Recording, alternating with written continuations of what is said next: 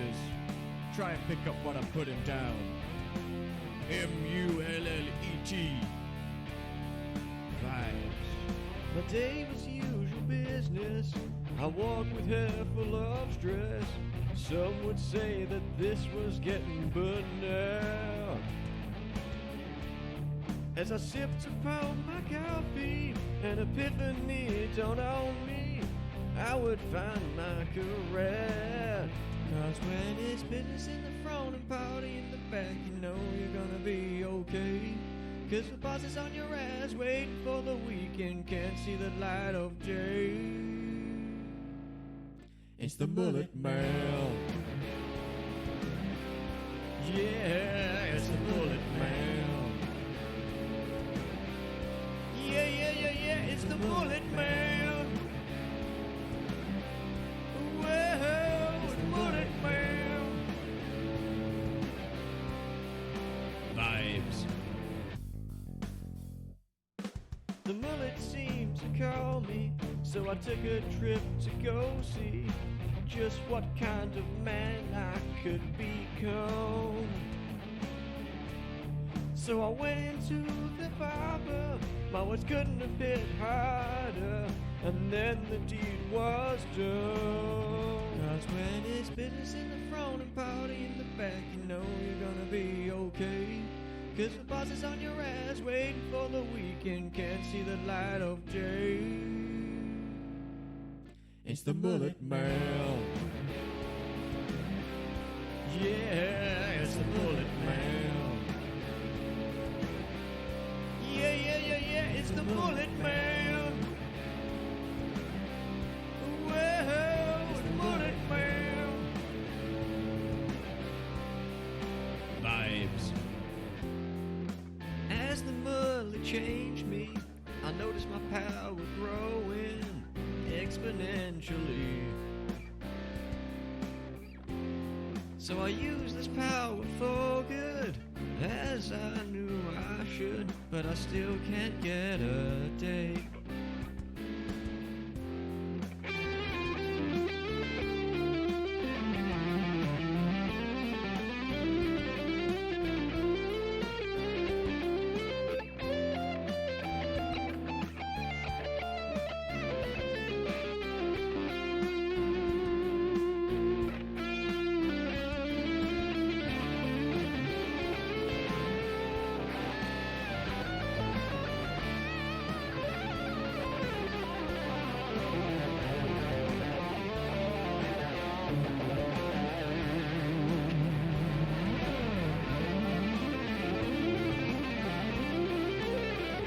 The Mullet Man.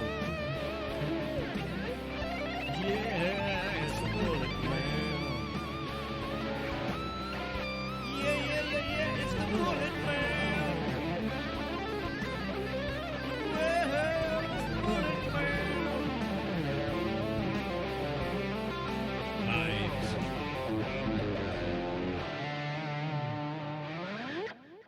And finally, filling the quota is something I could finally see. Wait, what do you mean, quota? Today, we talking mullets. The mullet vibe is not just a haircut, it's a way of life. Get out the way, poses. Try and pick up what I'm putting down. M-U-L-L-E-T. Vibes. My day was usual business. I walked with hair full of stress. Some would say that this was getting banal. As I sipped upon my coffee, an epiphany dawned on me. I would find my career. Cause when it's business in the front and party in the back, you know you're gonna be okay. Cause the boss is on your ass, waiting for the weekend, can't see the light of day. It's the Mullet Man. Yeah, it's the Mullet Man. Yeah, it's the Mullet Man. Well, it's the Mullet Man.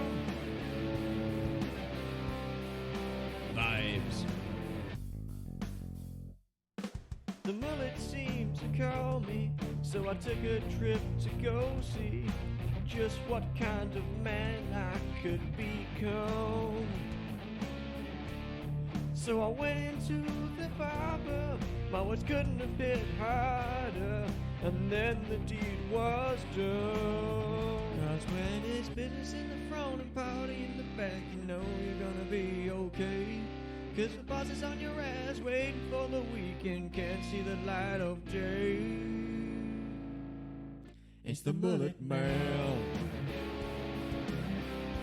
Yeah, it's the mullet man.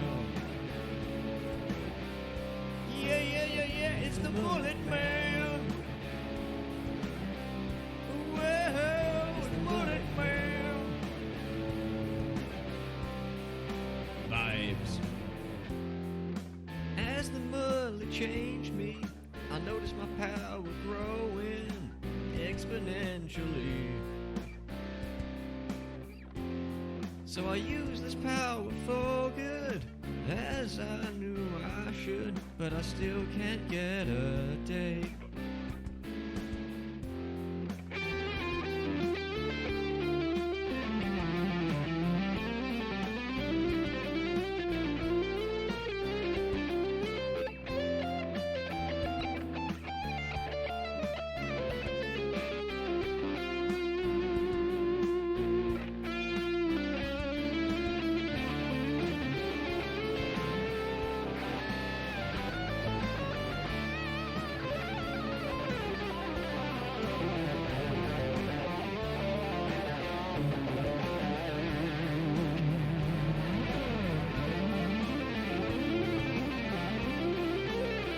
It's the mullet man.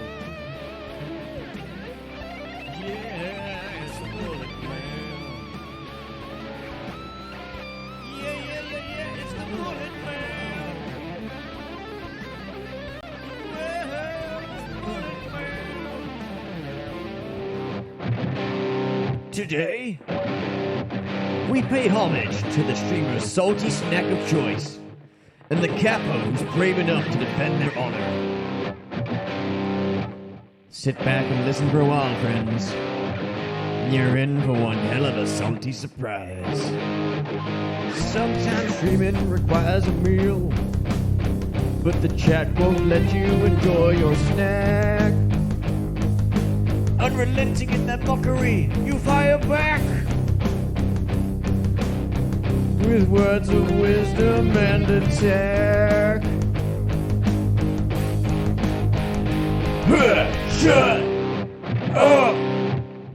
Let me munch my nuts. Shut up! Let me munch my nuts. Shut up! Let me munch my nuts. Yeah! Sodium's getting high, and vitamin B12. You're getting nourishment from the nuts variety that you delve. You may think of dirty jokes, all your 69 intros, but Capo continues lunch. He continues to munch. You didn't turn your back on them, although they're making your mouth dry. You'll never go hungry again until your death counts 60 high.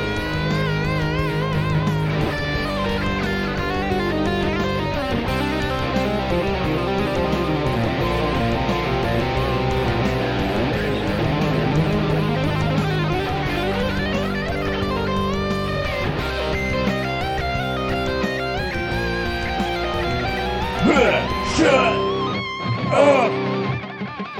Let me munch my nuts. Shut up! Let me munch my nuts. Shut up! Let me munch my nuts. Damn your rotating cube! Ah! Shut up! Let me munch my nuts. Shut up! Let me munch my nuts. Shut up! Let me munch my nuts.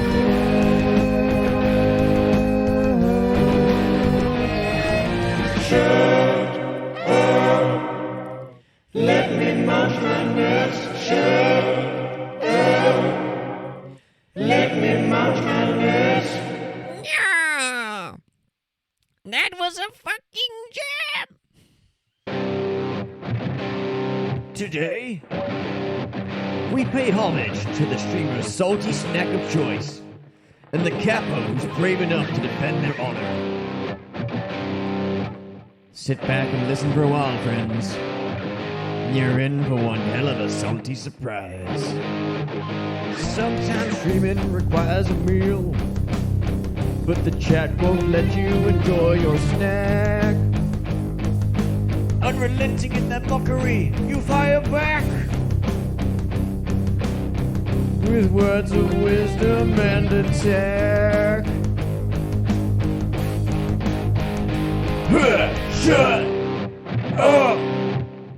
Let me munch my nuts. Shut up! Let me munch my nuts. Shut up! Let me munch my nuts. Yeah! Sodium's getting high, and vitamin B12. You're getting nourishment from the nuts variety that you delve. You may think of dirty jokes, all your 69 tropes, but Capo continues lunch. He continues to munch. You didn't turn your back on them, although they're making your mouth dry. You'll never go hungry again until your death counts 60 high.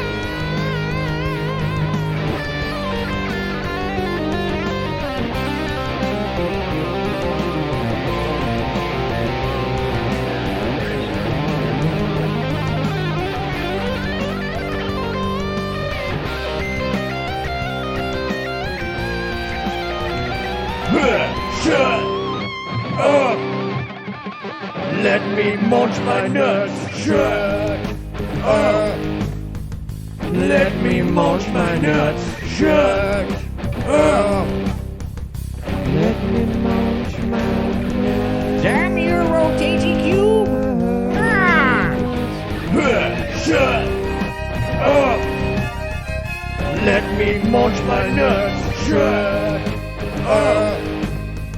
Let me munch my nuts.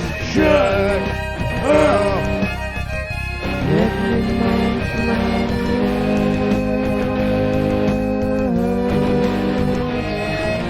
Shut up! Let me munch my nuts. Shut up! Let me munch my nuts. Yeah! That was a fucking jam! Today, we pay homage to the streamer's salty snack of choice, and the capo who's brave enough to defend their honor. Sit back and listen for a while, friends. You're in for one hell of a salty surprise. Sometimes streaming requires a meal, but the chat won't let you enjoy your snack. Unrelenting in that mockery, you fire back with words of wisdom and attack. Shut up! Let me munch my nuts. Shut up! Let me munch my nuts. Shut up! Let me munch my nuts. Yeah! Sodium's getting high, and vitamin B12. You're getting nourishment from the nuts variety that you delve. You may think of dirty... And we're live. Hello and welcome everybody to another session of Dungeons and Dragons, the Ebon Death. Episode 24, yeah. Prepare yourselves tonight. I hope you've got your takeaways and your snacks prepared. And I would normally say blankets, but let's face it, it's far too warm for any of that. And get ready to enjoy an entire evening of a woefully underprepared session because I have to remember things that I didn't write. Since Capo has done a fair bit of heavy lifting on this one. I hope you all enjoyed the recap. There you go. You can see it along the bottom of the screen there as well. Put a lot of effort into these recaps. Takes a lot of time to try and remember what happened. So, who doesn't have inspiration? I don't. Oh, I don't. Well, No would you- inspo needs nada, said my No, ex. names last time. who would like a Cardic inspiration? Oh, I would like to grab it. Em put the hand up first, so Em, if you would like to give us the recap of session So- 23, please. So, we had met up with Otto Stumpelto from the original Sneven in the town. Which I know which town, because I've also been there before. Masonworth, yes, There you go. yes. And then we heard we were gonna head to Carrara, and then there was a big explosion, and that's where session 22 ended. So session 23 starts while we try and go and join the resistance, I believe what they were called, which were a group of rebels that were fighting against the governor of Carrara, which ends up to be Caporius' father, we found out. So the easiest way to get there is through some tunnels in the mountains, and Otto was kind of being helpful but kind of not at the same time, because then we realized that he didn't have he was being amazing. He guided us through. Yes, he even had a map that was folded in like 24 parts and was so tiny, and then that became like huge map, and we followed him. Then Osgur fell and the ice just broke, and basically Osgur went into another way while basically being safe. So we all should have fell with Oscar, but no, we didn't. While we're walking through the mountains, we find out that we're going to the secret, forgotten, legendary ruins city of the Dragonborns, which is something that Caporius didn't think it was going to be a thing, but apparently that's where the base of the rebels is. And after this we saw a bridge and there was a lot of gold, and you thought M was gonna go for the gold, but you probably have forgotten that M has been tricked into mimics and fake gold that disappears, and party members stealing M's gold. So M was a bit cautious of all the gold. We go near the gold after crossing an ice bridge. Gersha had a tummy ache and collapsed to the floor because he was wearing Sharid's cloak from the cultist, who had still a rip through the tummy, so the cold and the anti-celestial field got him, and so he had a tummy ache. And then we went and fought a dragon. Basically, we found Gerdias,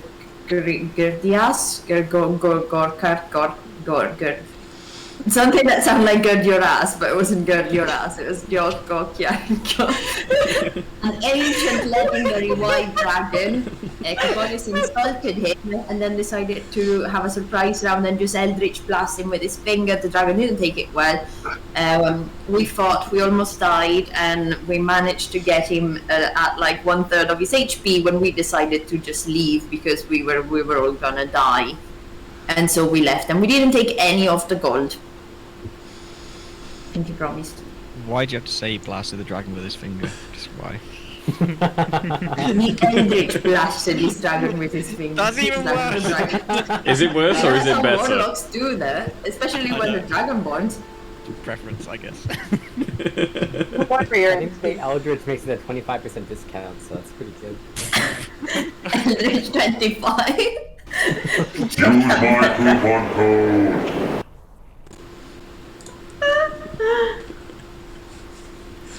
And yeah, we got out of the cave and we found Osgur, who joined us, having no clue what happened.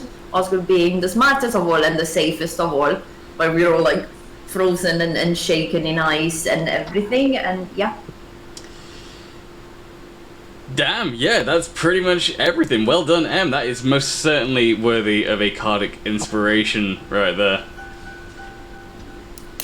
I imagine you were taking notes, but I'm not sure anybody does anymore. That was really good. No, my head takes notes for me, unfortunately. Excellent. So yeah, that is correct. The party did not take any of the gold. Shreed did attempt to grab the only blue gem that was in the pile, but rather than running away with it and leaving the cave, decided to yeet it away from the exit. Whether or not that was a good idea, we'll have to see. And so yeah, there we go. The session today picks up with the Sneven reuniting with Oscar and currently barreling high speed down a sharp incline as the ancient white dragon Kurt Jurat roars at you from That was his name. the opening to the cave. What would you like to do now? Keep on fucking running. Good, your ass is on her ass. Skipping her ass. The ancient white dragon begins to follow you down the hill, lumbering after you as he unfurls his wings and roars. But as you reach the bottom of this incline, more or less where Oscar is, Solgra, you barrel into Oscar at high speed, grabbing him and lifting him off his feet as you continue to run at full pelt. Can all of you roll a perception check for me, please?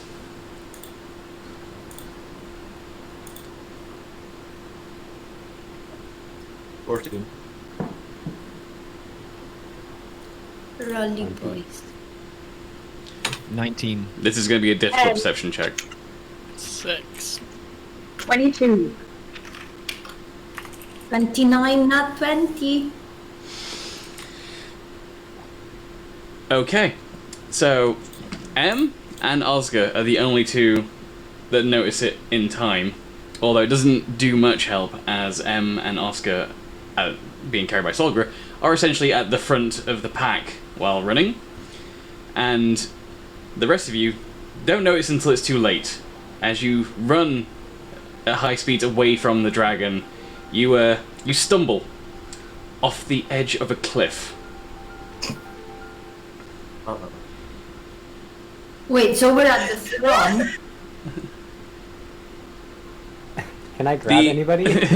The snow sort of obscures where the end of this particular piece of terrain you're on, the cliff, ends, and where the next couple of miles begin, and you tumble and fall in. Your fall is broken as you all fall down this crevasse by various rocks and debris. It's not nice. Sharid, you're the only one that can make it down there without taking any damage whatsoever. But you each I take... throw good berries for my aerial.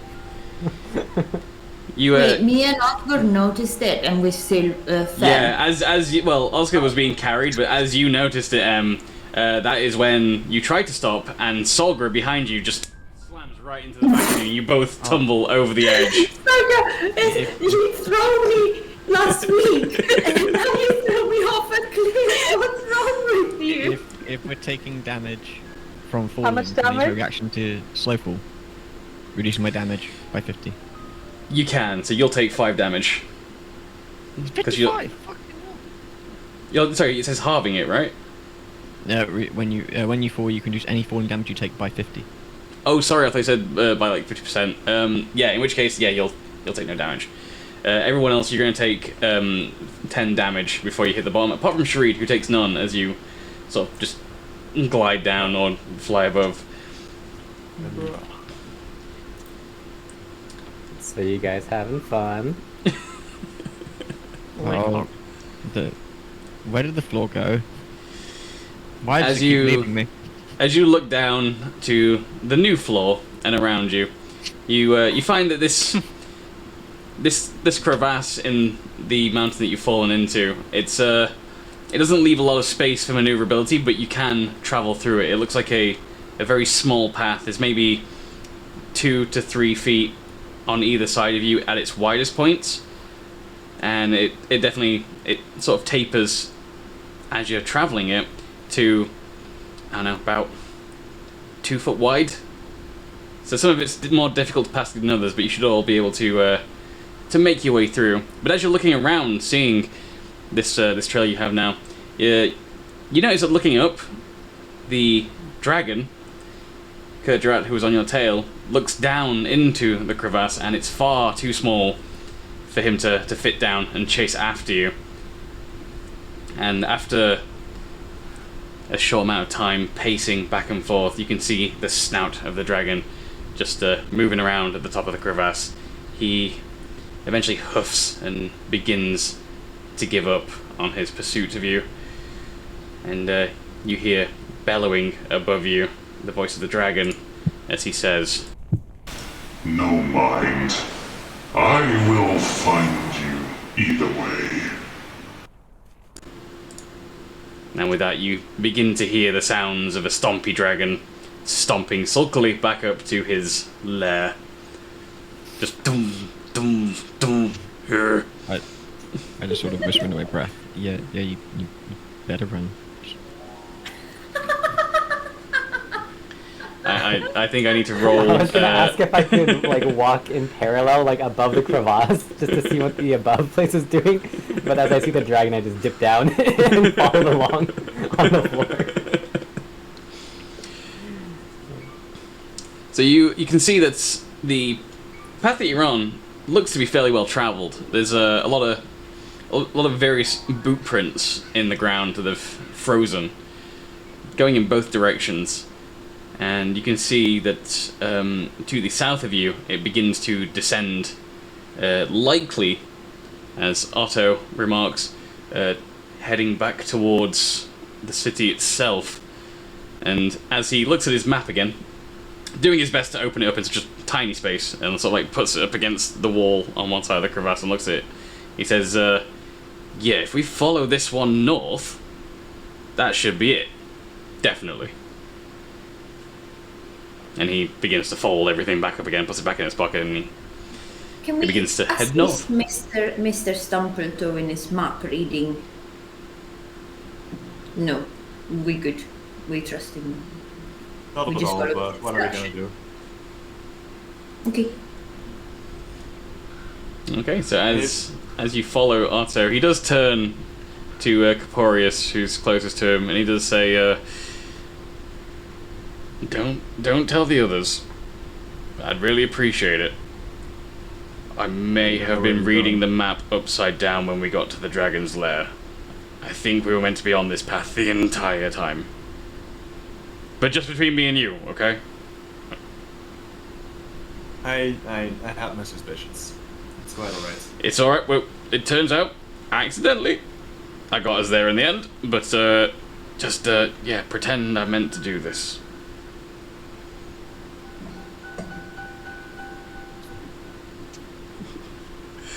Or just walks, keep some distance.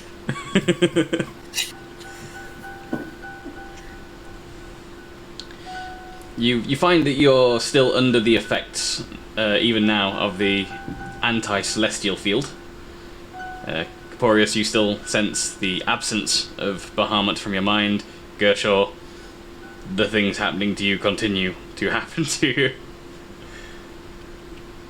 The rest of you feeling pretty okay, though. For whatever reason, you haven't been able to discern yet. As you're traveling this across, it doesn't feel as cold as the ice caverns that you were traveling prior to reaching the dragon's lair. Instead, it's really rather temperate. It's a nice walk, all things considered.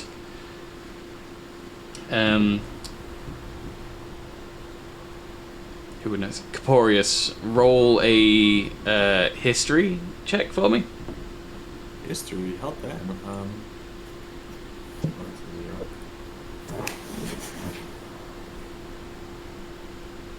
Well, 12. Okay, so you remember from hearing tales in your childhood of the forgotten city that it was wherever it was rumored to have been built.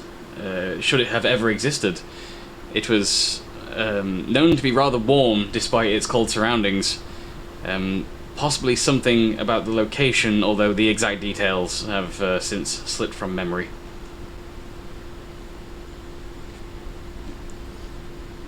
that seems to indicate we're heading in the right direction.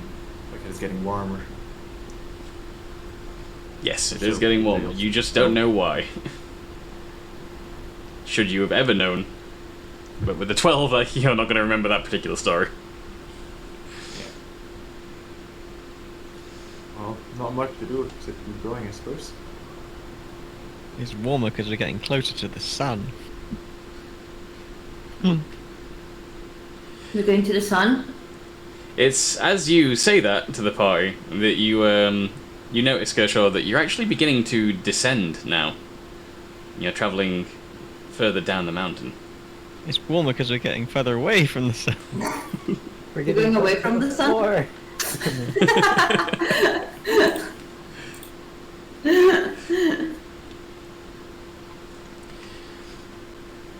So after a reasonable walk, it's not quite the hike that you had to do to get to the dragon's lair, but it does take about an hour more from your current location. You finally set eyes on something. You're having trouble making out at this distance. The landscape has opened up a little as you've traveled through this small canyon, and you can see further down the mountain, directly on the path that you are traveling, one of the smaller mountains in this entire mountain range, the side of the mountain, you can see a large cavern. You can't quite make out what's inside it, although you can see some humanoids at this distance. If you want to roll perception for me, anybody? Sure. Oh, well. Anyone that's looking? Never mind. 20. Never mind. 27. Again, it's M who has become remarkably perceptive. Who, yeah, just sort of trying to make out in the distance what's going on. You can just about tell, even from the distance that you're currently at, walking down the mountain. You can make out that these do appear to be Dragonborn, wandering just in the opening of this cavern, and as you peer across the mountain range, trying to make out whatever details you possibly can, it suddenly strikes you, sort of the scale of this opening in the side of the mountain, considering the Dragonborn walking around and how tall you know the Dragonborn to be. This opening, this cavern in the side of the cave, looks to be gargantuan, hundreds of feet high and hundreds of feet across, potentially. You can't use tape measure for that, unfortunately. I go, Caparius, your friends. But you were my friends. I give Caporius a good Oh berry. wow! I'm your friend. I'm just gonna glare at you.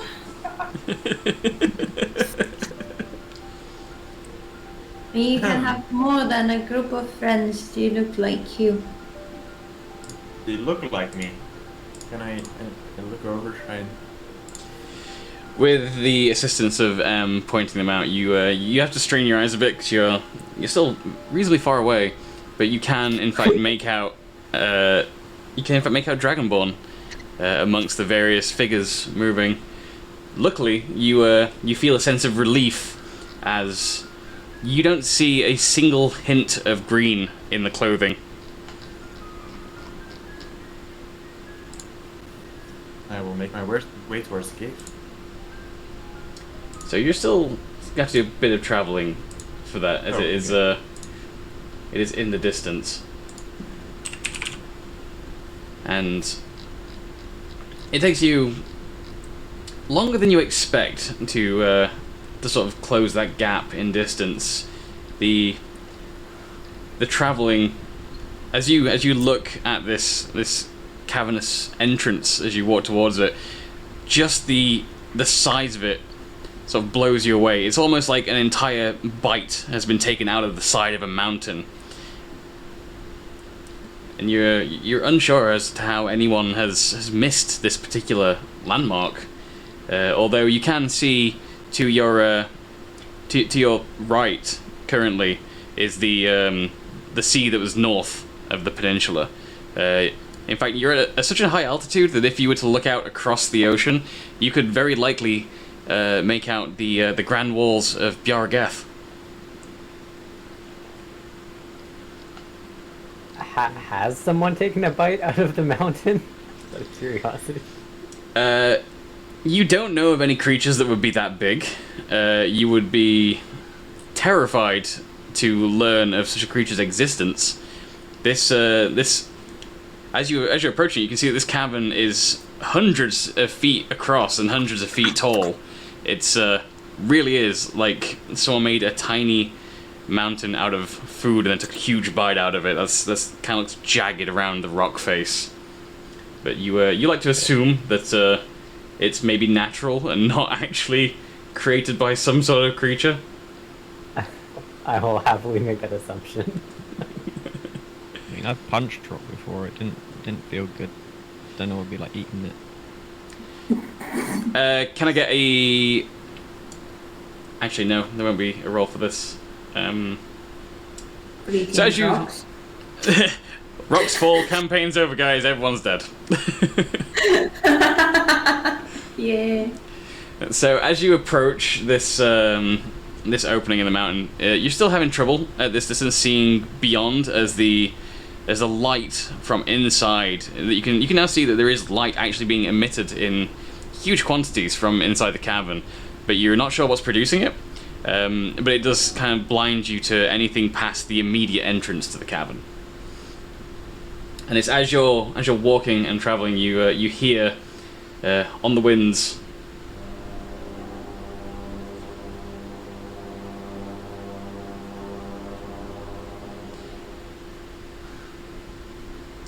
and as the sound of the horn begins to sound out, the inhabitants that you were able to spot earlier begin to panic and run to and fro, now being replaced by what appear to be more heavily armored Dragonborn, who rush to the entrance. And as you're approaching closer, before you can even address these Dragonborn, to your immediate left, out of the snow that's covering the mountaintops, 5 figures just appear out of the snow. They just stand up from being stealthed, covered in thick armor and even thicker blankets and various bits and pieces of fabrics that will then look either white or cover them in snow. They immediately stand up and all point crossbows at you, one of them wielding a rather large sword. And you can see, even under all their various equipments, that they appear to be Dragonborn. The one with the sword cautiously approaches the party and shouts at you to identify yourselves. The Dragonborn are mostly focused on Corporius, but the rest of you are being keenly watched by others. Say my name I is... drop Oscar. You've been carrying Oscar the entire time. Just whoomp. I cry. Just in case, I need the Warhammer, okay? Fine. I speak up and I say my name is Caporius Carillon. These are my compatriots. What was that? Oh, is that... The large Dragonborn wielding the sword approaches you as the other 4 up on the bridge keep their crossbows trained on each of you. And finally, the lead Dragonborn speaks, and he says, "You can't be Corporius Carillon. Corporius Carillon is dead."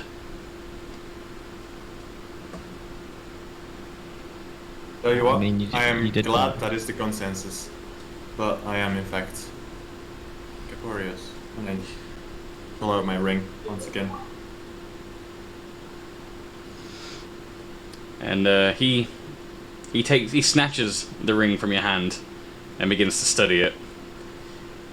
After a moment, he looks at you with some confusion, and he regards the entire party for a minute, looking at each and every one of your companions. Finally, he hands you...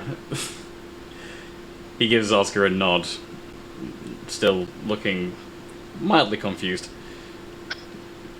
And he hands the signet ring back to Caporius. He looks up to the bridge and, with a wave of his hand, signals the other four up there to lower their crossbows.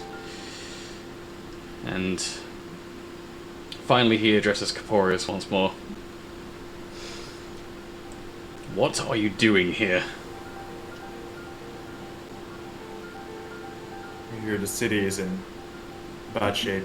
We hear that Daramus has gone down the proverbial deep end. We're here to help in whatever way possible. He seems to accept that answer, and still somewhat somberly, he says, right, you best come with us then. And he motions to two of the guards up on the bridge to join him as the other two return to their patrol and set up another ambush point further along the ridge. The Dragonborn escort you towards the cavern in silence. As you approach the cavern, you can slowly but surely begin to make out details on the inside of the cavern. At first, it's mostly bright lights that you can't understand the origin of. And stepping closer, eventually the mountain blots out the sun, allowing you a better view inside. And you can see golden walls forming a large city inside the mountain. Each of the lights that you can make out actually appear to be some form of floating gemstone, emitting some sort of magical, ethereal light as they spin idly. The entire city appears to be illuminated inside the mountain by these magical stones. You can see as you enter, almost every single person here is Dragonborn. Some of them looking more combat trained and professional, others looking more down on the luck and wearing ragged clothing. It appears that the large portion of the populace here is most likely refugees from the city of Kurha. As the Dragonborn lead you through the streets of the city and the mountain, you see, off in the distance in front of you, at the very rear of this cavern, a golden palace adorned with various draconic sigils and statues of the various metallic dragons. You're uncertain as to whether they were in fact gold dragons they were meant to be depicting, or just that everything here is constructed out of gold, and they were perhaps depicting other forms of metallic dragons. Although one form does stand taller than the rest above the palace, you see a large statue, again in gold, but you recognize this statue as being the very visage of Bahamut. Hey, we saw that guy.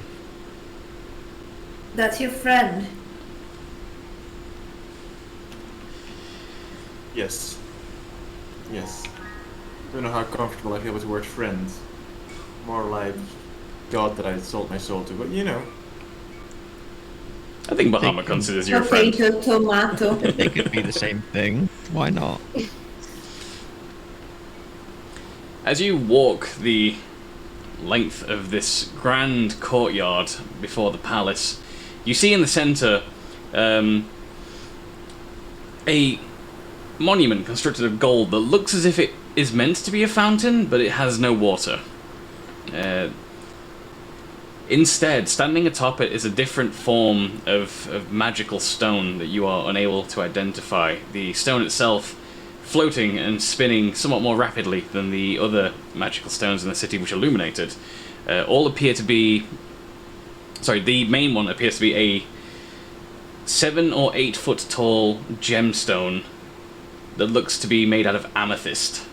It's emitting a slow pulsing glow, and as you step past this monument to reach the palace, the closer you get, the louder this dull whirring sound appears to get in your mind. Gershaw, roll a Constitution saving throw for me, please. Oh god. Why? Oh shit. He's still wearing the And cloak, right? are you? 10. Yeah, obviously wearing the cloak. Okay, and With advantage or no? you won't get advantage on this, unfortunately. So looking at this thing as you pass, as you reach the closest point in passing to this gemstone, you are struck once again in the stomach with a burning, stabbing pain. This one far stronger than the one you felt in the lair of the dragon, and this one pretty much cripples you. It doubles you over and brings you to the ground in absolute pain, raising much shock from your Dragonborn escorts right now, as they all turn to look at Gershaw, now lying on the ground in pain, and begin to point their weapons at Caporius.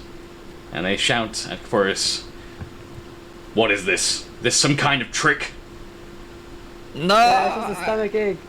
I just It's, really it's like the- the floor. it's the food from the material plane. It's got lots of gluten. This poor guy can't handle it. Yeah, I pull out some berries and I start feeding him good berries. Here, have some stomach medicine. I just sort of raise my push shoulders, close but there. Do you guys have toilets around here? I just sort of M roll persuasion with advantage, as Shareed is technically doing a help in action by feeding Gershaw the good berries. Persuasion and not deception. You don't know what's wrong with Gershaw, so it's not really I deception. know he 'Cause has a tummy ache. it would probably be persuasion in this case to try and get your point across. While this is going on, I'm just gonna pull Shareed closer and just be like, just can you like knock me out or something? Like, is there any spells you got for that? You know, like anything? Let me check.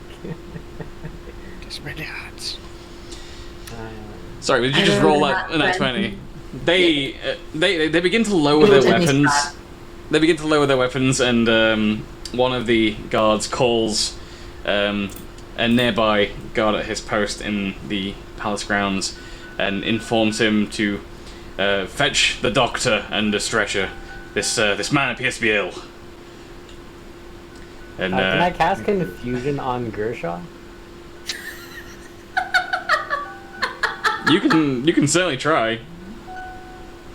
You asked for it, right? Yeah, yeah. I mean, I can always Eldritch Blast you if you want, Seriously. like, just putting that there. I want to be in less pain. Confusion won't lessen your pain. It will just make you confused as to why you're in pain. Which he I don't kind know of if that already- helps. You know what? Never mind. Maybe hold on. I'm not order chief. Maybe I could polymorph you into something that's like. No, no, Chicken. please. Turn into a chicken. I just hurt in my tummy. I A don't want to celiac be chicken. So I could just punch him in the head. Yeah, do that, please. the guard rushes off to fetch a doctor and a stretcher, and in a remarkably quick amount of time, 3 Dragonborn appear, 2 carrying a stretcher very quickly towards Gershaw, and another one in what looks to be a tattered lab coat. And he looks down at Gershaw, and the guard who was escorting you looks to the doctor and says, with some chagrin, "I believe he's... what did they say? Gluten intolerant or something like that." And the doctor nods knowingly and gets you on the stretcher and begins to cart you off to a building on the far left. As you are carted off on this stretcher away from this giant amethyst gem in the center of the palace, you begin to feel some relief. The pain lessens as you get further away. Hey, guys, I'm getting better now. It's okay. It's the good berries. It's the good berries. I feel like there was a lack of fiber in my diet, and The I feel doctor like I asks got you that if you're from- sure. I sort of stand up from the stretcher whilst they're trying to walk me, And You do, like, what do you those do then? full videos. and then just sort of like start Do you- walking away from them, going, yeah, fine, yeah. do you all good, return to the right." party? I sort of like go, hey guys, like from like a distance, where like, I'm doing okay. As you walk I'm back meeting you over towards there. the party. No, that's what I mean. So it's like staying a distance away from the party, like you know, like hey, I'm okay. Come back. I start No. walking over. Don't wanna. Where's the tavern? I'll find a way. I don't know. God damn it. Oh man. Oh hey Shireen. So Hey. So, good berries, eh? they're really good. Yeah, that's why they're called good berries, eh? High in fiber, right? Yeah, no gluten, gluten-free. And Is they're this what free range. gluten feels like? I don't know what the fuck is happening right now. I did mention that you Yeah, felt that's- some relief. You weren't entirely not feeling the pain anymore. It's just less. Why do you think I sound like this? We'll never know. I can't answer that one. I asked the guards and the doctor, where's the nearest toilet or tavern? Tavern! Tavern! And the doctor addresses Sharid and points to the building that's now directly behind him and says, we've turned this old Imperial barracks into a medical center. What's the word for it, guys? An infirmary? An infirmary, thank you. Yes, we've turned it into an infirmary for the refugees here. I suppose this would be the closest room. Drink. You want a what? Sorry. A drink. And one of the Dragonborn who is carrying one end of the stretcher, he hands you a water skin. Not that kind of drink, but thank you. The doctor pulls a small flask out of the inside of his lab coat that looks quite potent, and he offers you a sip.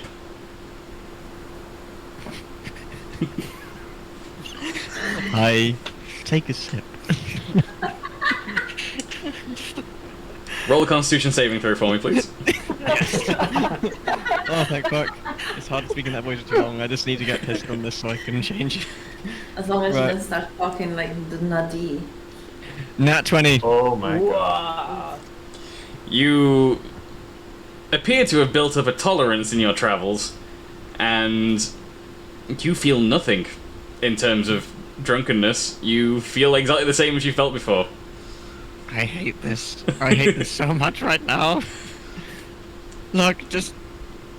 I need something... I'm not trying to offend you, but I need something... Where is give your yourself potion shop? And a full so, bottle of boom juice. do you have the boom juice on you? I have 5 flasks. Whoa! I didn't know! Let me go, Boom! I give him one of the ordinary boom juice flasks. I down the entire thing. Can anyone remember what the saving throw for this was? Was it Constitution? I think it was I Constitution. think so. Could you roll a Constitution saving throw for me, please? 6. That's better. Like, this a low number is better in this case. This this entire flask of broom juice. Sharid's not been keeping the closest eye on the broom juice, and you haven't had any in quite a while. So, you are the first to discover that whilst the broom juice has been kept in the flask and travelling with you, it has further fermented and increased its potency. So you get a twofold effect here. You recover your entire HP back up to max. Woo! You are then magically catapulted off of your feet and into the building behind you against the wall, and you fall unconscious in a drunken stupor. I mean, that's what I call fast travel. I look very proud, and I pull up a bottle of like boom juice and put it back in my pocket. The doctor is looking at you very interested and would like to study the boom juice. But first, he asks you, and would you like us to still take care of your friend here? I think I'll be okay, and I totally forget about Gershaw, and I put an arm around the doctor's shoulders and start telling him about good berries. So you end up walking into the infirmary with the doctor, discussing the efficacy of the good berry, and their many uses. The doctor agreeing with you, and being something of a herbalist himself, is no stranger to the good berry, though he's never quite seen boom juice before, and he's taking great interest in this. Meanwhile, the other two Dragonborn put Gershaw back on the stretcher and follow the doctor and Sharid into the infirmary to place him down on one of the makeshift beds in the infirmary and keep an eye on him. So, Sharid and Gershaw in the infirmary. At some point, Otto kind of loses track of Sharid and Gershaw, and he nudges Caporius and says, should we continue following this escort? Might as well. And so the remaining 5 of you are shuffled into the palace. You ascend golden stairs, maybe 40, 50 stairs before you reach the actual entrance to the palace. Golden columns rise all around you, and you can see pretty much directly into the throne room right from the stairs of the palace. Nothing obfuscates your view. It seems that this palace, in its grand size, has very little utility outside of being possibly an audience chamber at one point and little else. Although you can see now that amongst the various trappings of the palace and the golden throne itself, adorned with many ornate carvings of various dragons, all made out of either precious gemstone or precious metals, you can see many tables have been set up, various maps lie strewn across tables, notes piled high, people moving back and forth to discuss things. It seems to be some sort of command center at this point. And Caporius, as you look into this gigantic throne room, you make out the form of the only creature besides the party you travel with that is not a Dragonborn. What kind of creature is this? From a distance, chatting to a much larger Dragonborn and pointing at various points on a map and going over notes, you see a small kobold. And it takes you a moment to recognize this person. It sort of plays on your mind for a while, trying to figure out if you recognize this person or not, until the kobold looks up towards the entrance of the palace and locks eyes with you, and immediately breaks out into a wide smile. And you recognize the form to be Vim Greenback. Guys, it's Vim. Guys, look. I walk towards Vim. Vim leaves what he was doing and puts a map down and in hushed tones tells whichever Dragonborn he's currently speaking to just bear with him for a moment as he turns full towards the entire party walking into the palace now, and he practically runs directly at you. And as he reaches Caporius, he deceptively acrobatic, much like Fanny Boss, he leaps directly up and wraps Caporius in a giant hug. And he says to you, "I thought you were dead!" I thought you were too. How about that? It's good to see you. And he gives you a knowing grin and says, We were never ones to get taken down that easy, right? Glad to hear it. I think we stay true to that. And he steps back now after sort of just falling out of the hug, standing only about half as tall as Caporius. He steps back and regards Caporius with a wide smile, and just sort of shakes his head, and then looks at the rest of the party, and asks, "So, would you like to enlighten me? Who are all these people?" These are the people I've been traveling with. I met them up north in the Argeth and, well, ended up staying with them for a while until I heard of Astoria. Speaking of which, is she here? Oh yes, she is very much here. Has no one told you? No one's told me anything. I don't think half the people here believed I am me. Then I shan't ruin the surprise. I'm sure she'd much rather tell you herself. And he gestures out across the throne room at all the tables and maps and various people talking and planning things, and says, "Welcome to the rebellion." You guys, eh? Who'd have I thought? suppose I shouldn't be surprised. He says, "All right now, I have a few things to take care of." And he looks to the Dragonborn that escorted you and says, "I can, in fact, confirm this is the Caporius Keralon, and you should let him and his friends," and he looks at you again, "his friends? Yes? Yes. You should let him and his friends roam free and be fine. We can absolutely trust them." And he looks at you and whispers, We can trust your friends, right?" Give it like 80-85%. We've worked with less. And he nods at the guards, and the guards take their leave, and this now gives you chance to sort of explore the palace throne room as Vim walks with Caporius, filling him in on various details of childhood sort of escapades and the various roguish activities he's been up to as of late, sort of back and forth telling of stories. You overhear some things and you get rather interested in the exploits of Vim and the things he's been up to. It sounds very, very interesting to a rogue like yourself. Mm-hmm.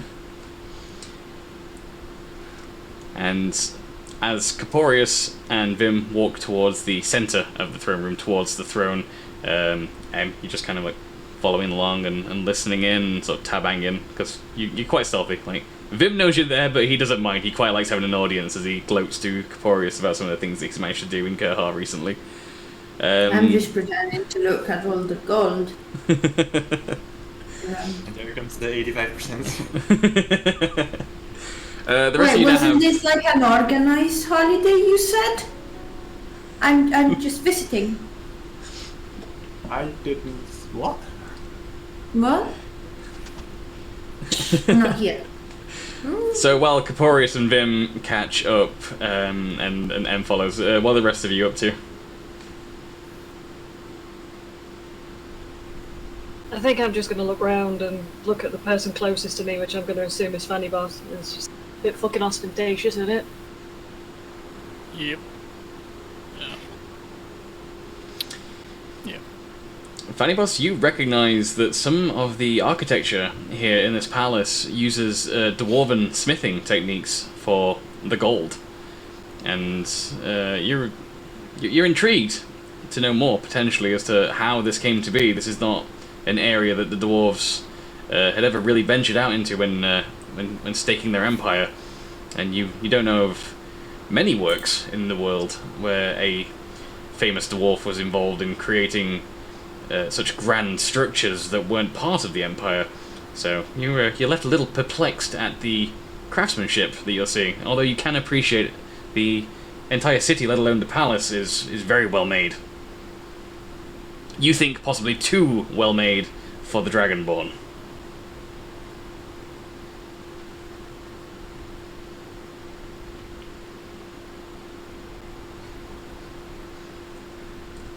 Oscar, what are you up to? I'm just sort of awkwardly standing around, kind of looking at Tolga and Fanny Boss, just being like, yeah, so this is happening. Yeah.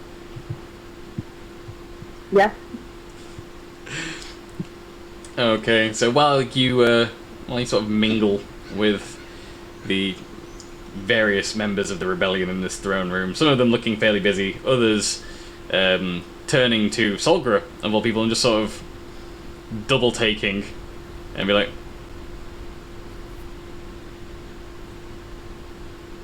and sort of giving Solgra a bit of a wide berth as they walk around whatever table she's nearest to get to whatever they were doing.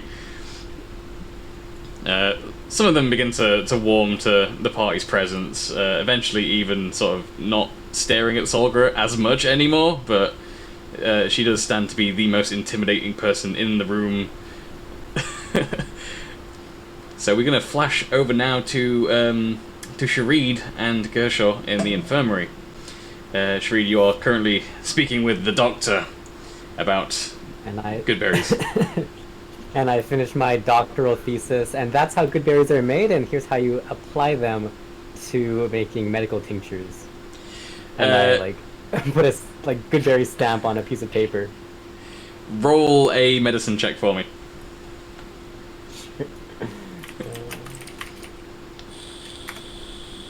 13. So the doctor is nodding along with you. A few of the other medical personnel that they've managed to scrounge together for this rebellion are all sort of gathered around you. A few of them still having to take care of patients that are filling the infirmary. But you've got 4 or 5 of them now just sort of stood in a semicircle around you as you begin to... as you not begin to, but as you conclude writing on a chalkboard, as you explain various Goodberry-related theories to them and give your lecture. They all sort of nod along, and the head doctor there, he agrees with you quite heavily. Like, yes, this all makes rather shocking sense. And he goes over to a stack of books and various medical journals that he has that he's managed to. It looks like he's managed to bring them from the city with him in a rush. And he pulls one out from the bottom and he hands it to you. It's only a thin medical journal. But it appears to be an entire study from the Empire of Kurhar on the efficacy of Goodberry potions, although it appears to be somewhat incomplete, and he hands it to you and says, I think this is better in your hands than mine. I feel like you might be able to figure some of this out and possibly even help the rebellion in the process. And I ruffle my feathers and look very smart. Yes, indubitably. And I take the book.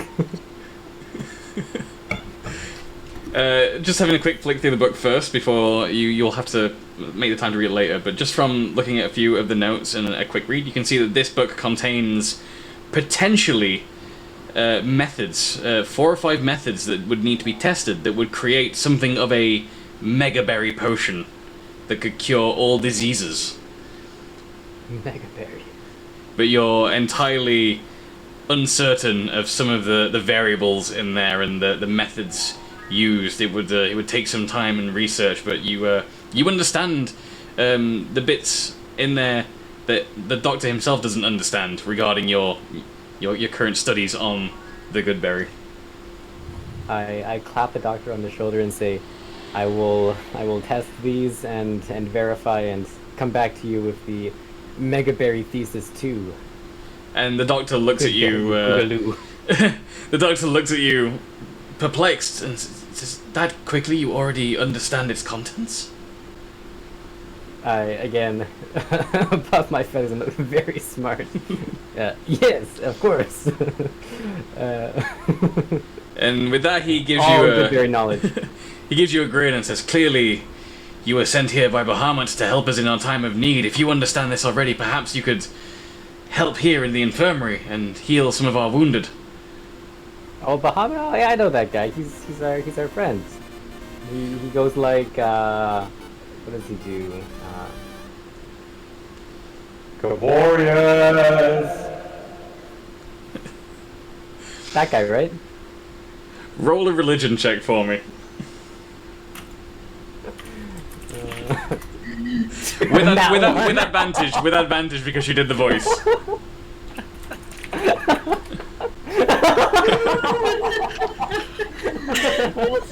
I mean, So it's wouldn't not. that be better to roll performance given it was such a good impersonation? Oh no, the performance is absolutely spot on. That is perfect. It's more the it's the mention of Corporeus and maybe to some degree the doctor just can't believe you that you know Bahamut, and he just nods at you and after everything you've done so far, say of course, yes, definitely, you know. You personally know Bahamut. I believe every word.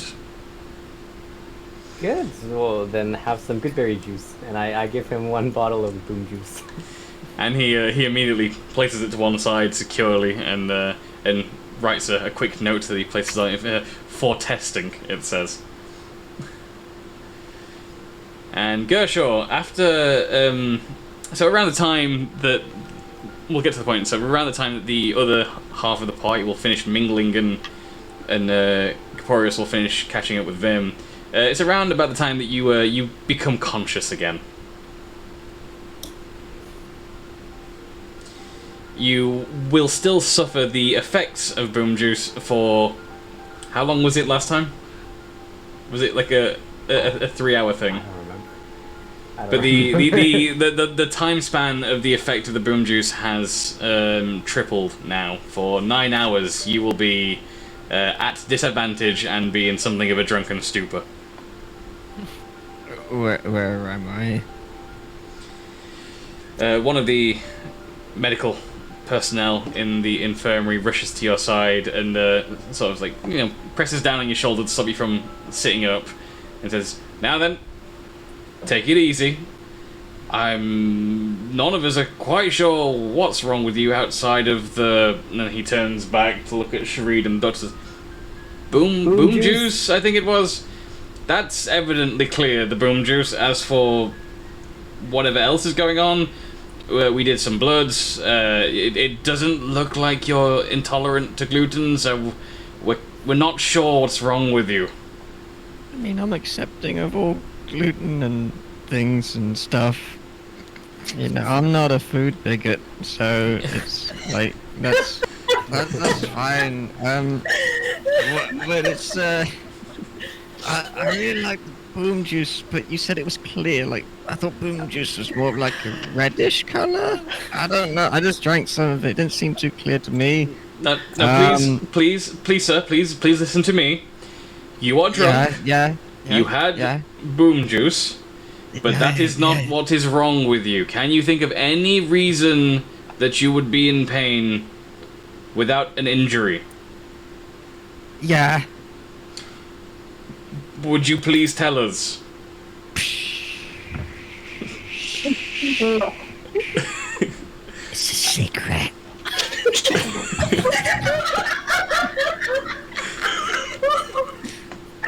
And so we'll flash back to the other group now as the doctors currently deal with Gershaw in his drunken state of having consumed the boom juice. Gershaw, you're perfectly healthy at this point. You no longer feel any of the effects that you were feeling earlier that weren't boom juice related, but you are fully boom juiced up. Although there has been some lasting physical damage in the area where the robes were torn, you're starting to form something of a... It's not a rash, it's more of a deep red mark. It looks like it would be like a healed stab wound, only it has appeared within minutes, as opposed to healing over a long period of time. Okay, so back to the party in the throne room. Vim has finished catching up with Corporeus. He's been telling you a few stories about how he's managed to break into certain noble houses and relieve them of certain novelty trinkets that you know quite well from your youth of joking with him about stealing such items. Good man. He he even takes you over to his desk and pulls open a drawer, and in it you can see various trinkets, all stolen. You recognize most of them, apart from one that you don't recognize on sight, but you recognize from jokes, being that of a noble lady's underwear. He clearly has in his drawer, and as you spot it, Vim looks up at you and snickers and says, "Told you one day I'd steal them." You absolute. Again, I wish I could say I was surprised. And he recounts the tale of how he and two of his compatriots managed to scale the outside wall of this particular noble's house and climb in through the bedroom window and loot everything that was even remotely valuable, and then remembered while they were looting it that you and him joked about this once upon a time and spent an extra 15 minutes nearly getting caught just to swipe them from a drawer. And he laughs and says, I'd hoped I'd see you again one day just so I could prove that I could do this.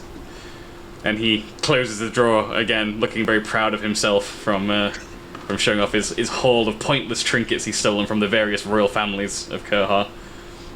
Clearly staying alive has been worth it. Otherwise I would have not seen this glorious display. Thank you for this. He looks very smug and very proud of himself. After he's finished sort of regaling you with these stories, he looks a bit more seriously at you and says, You've returned at a good time, Caporius. Things have gotten a lot worse. In the short time since your supposed demise, your father has turned the entire peninsula into his own empire.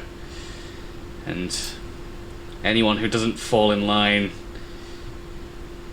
well, execution is the fun way out. I see. And he gestures to the throne room at large and says, This is it, Caporius. This is all of us who managed to get out of the city. Anyone here, that's our entire force for the rebellion. Anyone that wanted a free Kurha were trampled underfoot by your father. There are 300 of us here in this huge city that we found in the mountains. That's the entire rebellion against the thousands, tens of thousands strong army of Kurha itself. Where? Honestly, I don't know how I feel about our chances, but I'd rather die on my feet than die as a slave. Where did the man get an army that size? There is no such force in Kurar. And it's at this point, as you ask that question, Caporius, that circling around the Golden Throne and stepping into view of you and Vim and M, you are also sort of tagging along, and you can see, is a dragonborn woman who steps forth and says to you, Because they're demons, dear brother. Talks to me. No, talks to Dragon Caporius. Ball. You're just stood closer to Oh, Vim and okay. Caporius. Yeah, So confused. you're sort of like just you know skulking around a little bit, looking at all the gold, listening to Vim's stories about stealing stuff. You're very much like, what could I take? But as Oh, you're no, thinking well, that, And Yeah. it just goes, are you talking to me? and the Dragonborn woman turns to look at M and says, No, I was making a grand entrance and speaking to my brother, and points at Caporius. Oh, no worries, sister. I get And I it. wink. She turns to Caporius and sort of tilts her head and raises an eyebrow and says, are they with you? Right, so. It is good to see you. I'm glad to see you're still alive. I'll go in for a hug. And she gives you a big hug, and you realize that she's grown a fair bit since you last saw her, and is looking much stronger than when you last saw her. Astoria appears to be built at this point, clearly having kept up with the monk training. You fear that she might be able to kick your ass now. She knows it too, but she doesn't say anything. we shall. How are you? She steps back from you after hugging you and sort of regards you and takes in this whole warlock robe situation that you've got going on and spots the new horns, and she's got questions. Starting with the fashion sense, dear brother. Please elaborate. You need to understand, it's not a phase, it's just who I am now.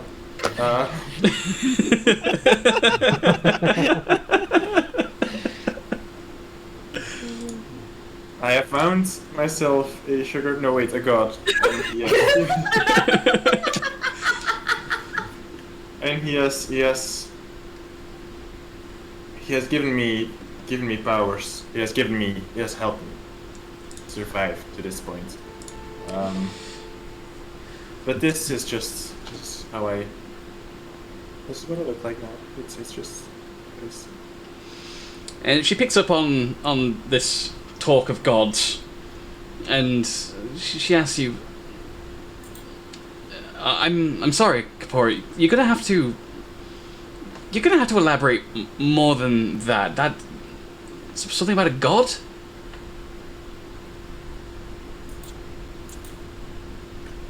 In my travels, I have well, let's just say I was struggling. The way out. No help, no money, no nothing.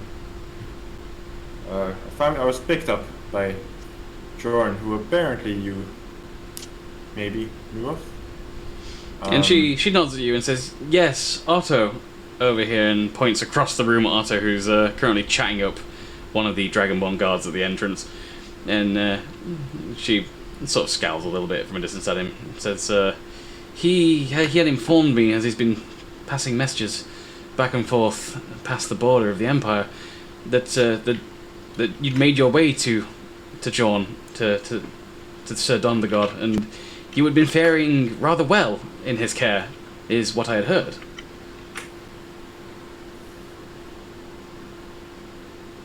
Well, not been bad off. Yeah, I don't really know what to tell you here. I made a deal with a god. It seemed like the best idea at the time. I've not really regretted it. You made a deal with a god?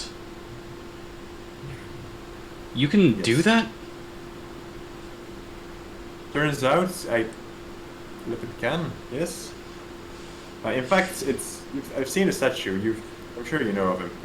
We're talking about Bahamut here. You're well aware that, like yourself, the Astoria would be very familiar with Bahamut, as the imagery of Bahamut was at the time rife across the entire peninsula of Kurha.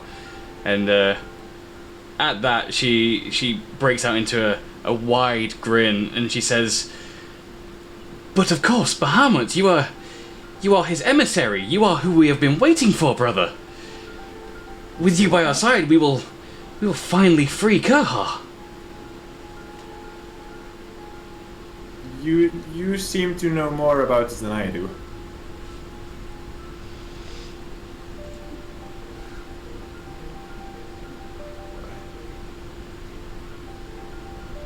Were you expecting someone?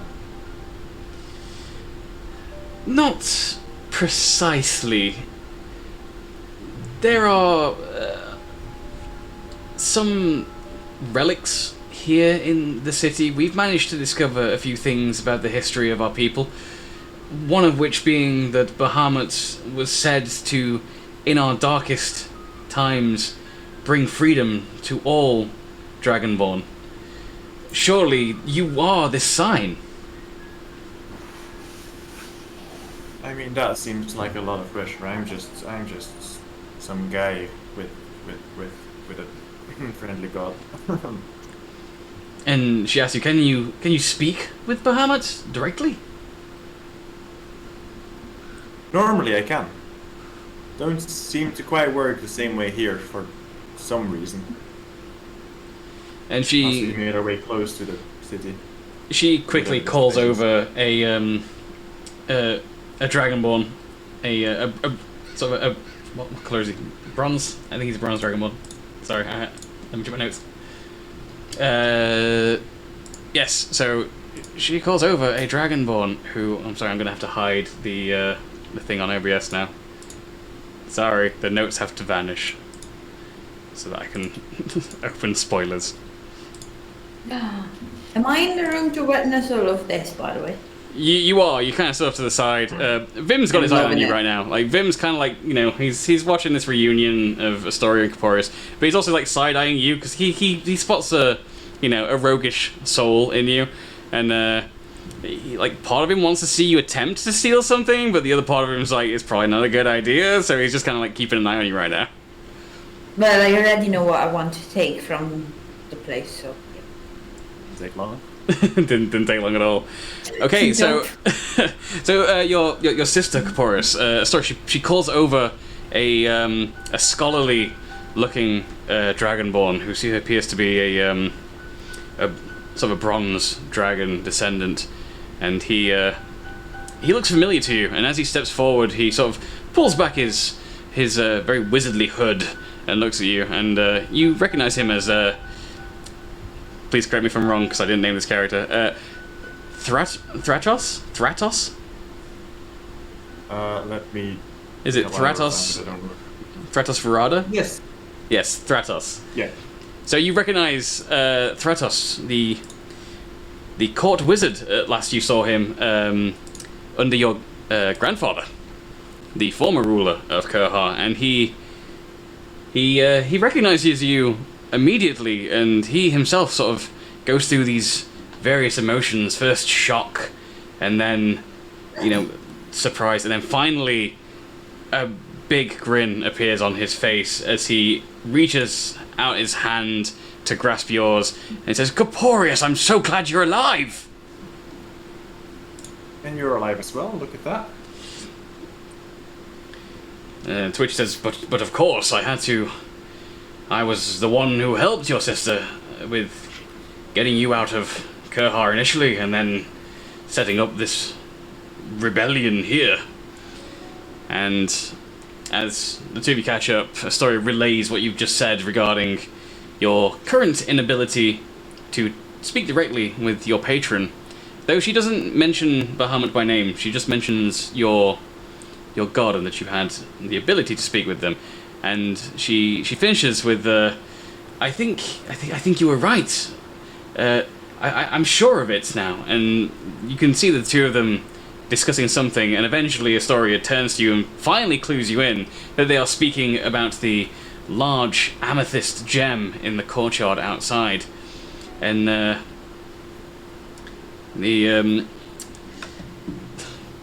was it Thratos? Yes, Thratos. Yes, Thratos. He gives you a quick nod and says, "Corporius, I would love to catch up. But I must go fill out some notes quickly. This is a huge breakthrough that we have in front of us." And he scurries off, dragging his wizard robes behind him to go work on some sort of paper. And Astoria turns to you and clues you in and says, "I'm sure you saw the large amethyst gem out in the courtyard as you entered the palace. Indeed. We found the city as much you see it now when we first arrived here. The gem's all active, light pouring out from the cave, though the cavern entrance was much smaller when we found it, and only in recent days has it widened and opened out in such a gargantuan opening in the mountain. We feared that maybe the mountain would come down upon us at some point, but that gem, we think it is some sort of signal jammer, if you will, for celestial beings. If you're saying that you can no longer speak with your god, then perhaps that is the reason why. When was the last time you were able to speak with Bahamut? Were you nearby? Relatively. We were traveling through the mines system underneath the mountains. At some point, just like we crossed the line and couldn't hear him anymore. Well, I couldn't hear him. With that, she's taken aback and says, "Corporius, dear brother, why in the heavens were you in the mines?" Well, because Otto, bright mind that he seems to be, decided that was the best path to go. As you It mention was. this, she glares daggers across the room to the opposite side of the room to where Otto is stood, still chatting up, potentially successfully chatting up one of the Dragonborn guards stood near the entrance, and he just kind of rubs his neck as he feels like the hot gaze on his back, and he with expert bardic precision he just whistles and sort of struts on out of the palace without ever making eye contact with Astoria. And she looks back at you and says, "I hope he didn't get you into too much trouble." Well, nah, it was fine. It was definitely not trouble, and definitely none of us put us into trouble at all. It was it's quite a casual trip. We did run into that old dragon from our children's books. That was fun, but you know, other than that, all fine and dandy. And her eyes widen and she gasps at you and says, "You don't mean Kurt Gerard. You can't possibly mean..." "No. Yeah. He's real?" See, I was surprised as well, and well, I was more than surprised. I was scared, and the only thing I thought wise enough in the face of such an, you know, legendary evil, as you might say. "And what did you do?" Attacked him. She, They're all very pissed at me. I think they've not spoken to me much on the way over here after that. When you say that you attacked him and you sort of react in that sort of sheepish manner because you know what's coming, Astoria she reaches far quicker than you would ever have been able to track or dodge, and she gives you a clip upside the ear. And she just says, "I can't believe you were that stupid as to it. It's okay, you're here, you're fine now. Everything is alright." Can I gesture some applause at the sister from behind me?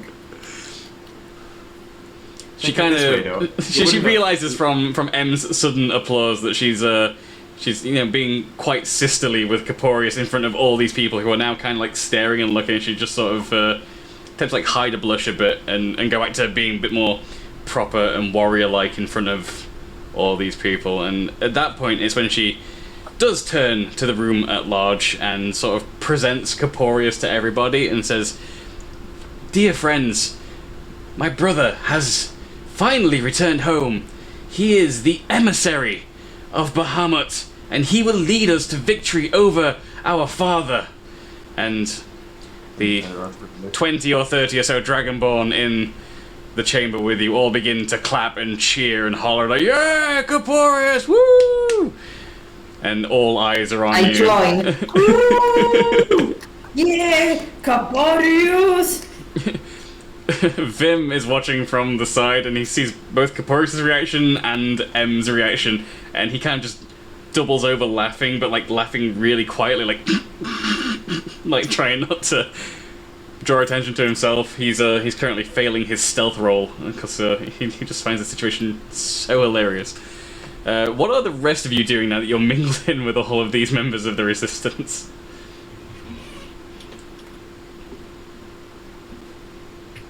I'm also attempting not to laugh.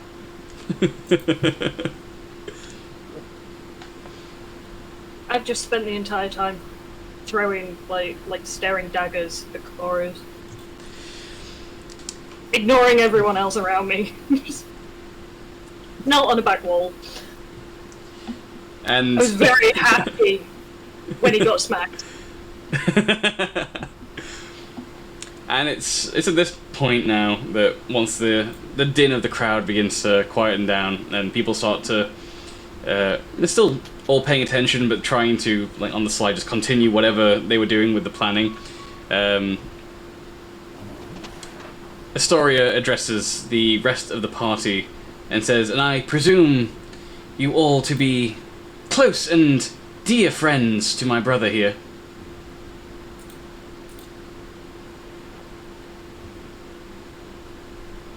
And she waits a moment. And she waits another moment. So how's the rebellion running? And she turns to Corey and says, I thought you said they were your friends. They don't seem to be convinced of that. We've been traveling together. I've saved several of their lives, but you know. Including yours. The air here is pretty dry. I Can I offer. get some water? Yeah. What was that? Sorry, eh? I offer Em a drop from my water skin. Yes, thank you. Cheers.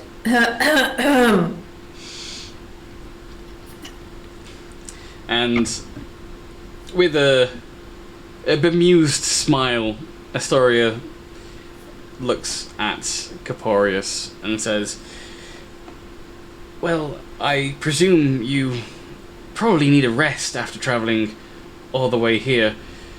There are so many houses left empty in this city. Take any of them, I suppose, for each of you. There is something of a...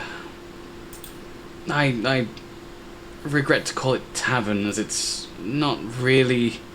It's very makeshift. There is a tavern that we've put together in the centre of town for the rest and relaxation of the various soldiers and patrols we have. That's probably where you'll want to head after staying here. And she tells you, like, at some point I will meet you there. I have quite a lot of things to do. I'm rather busy. And Vim pipes up from behind you and shouts at Astoria, like, tell him why!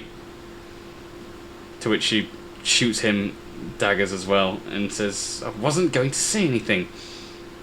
And she looks at Kapori and says,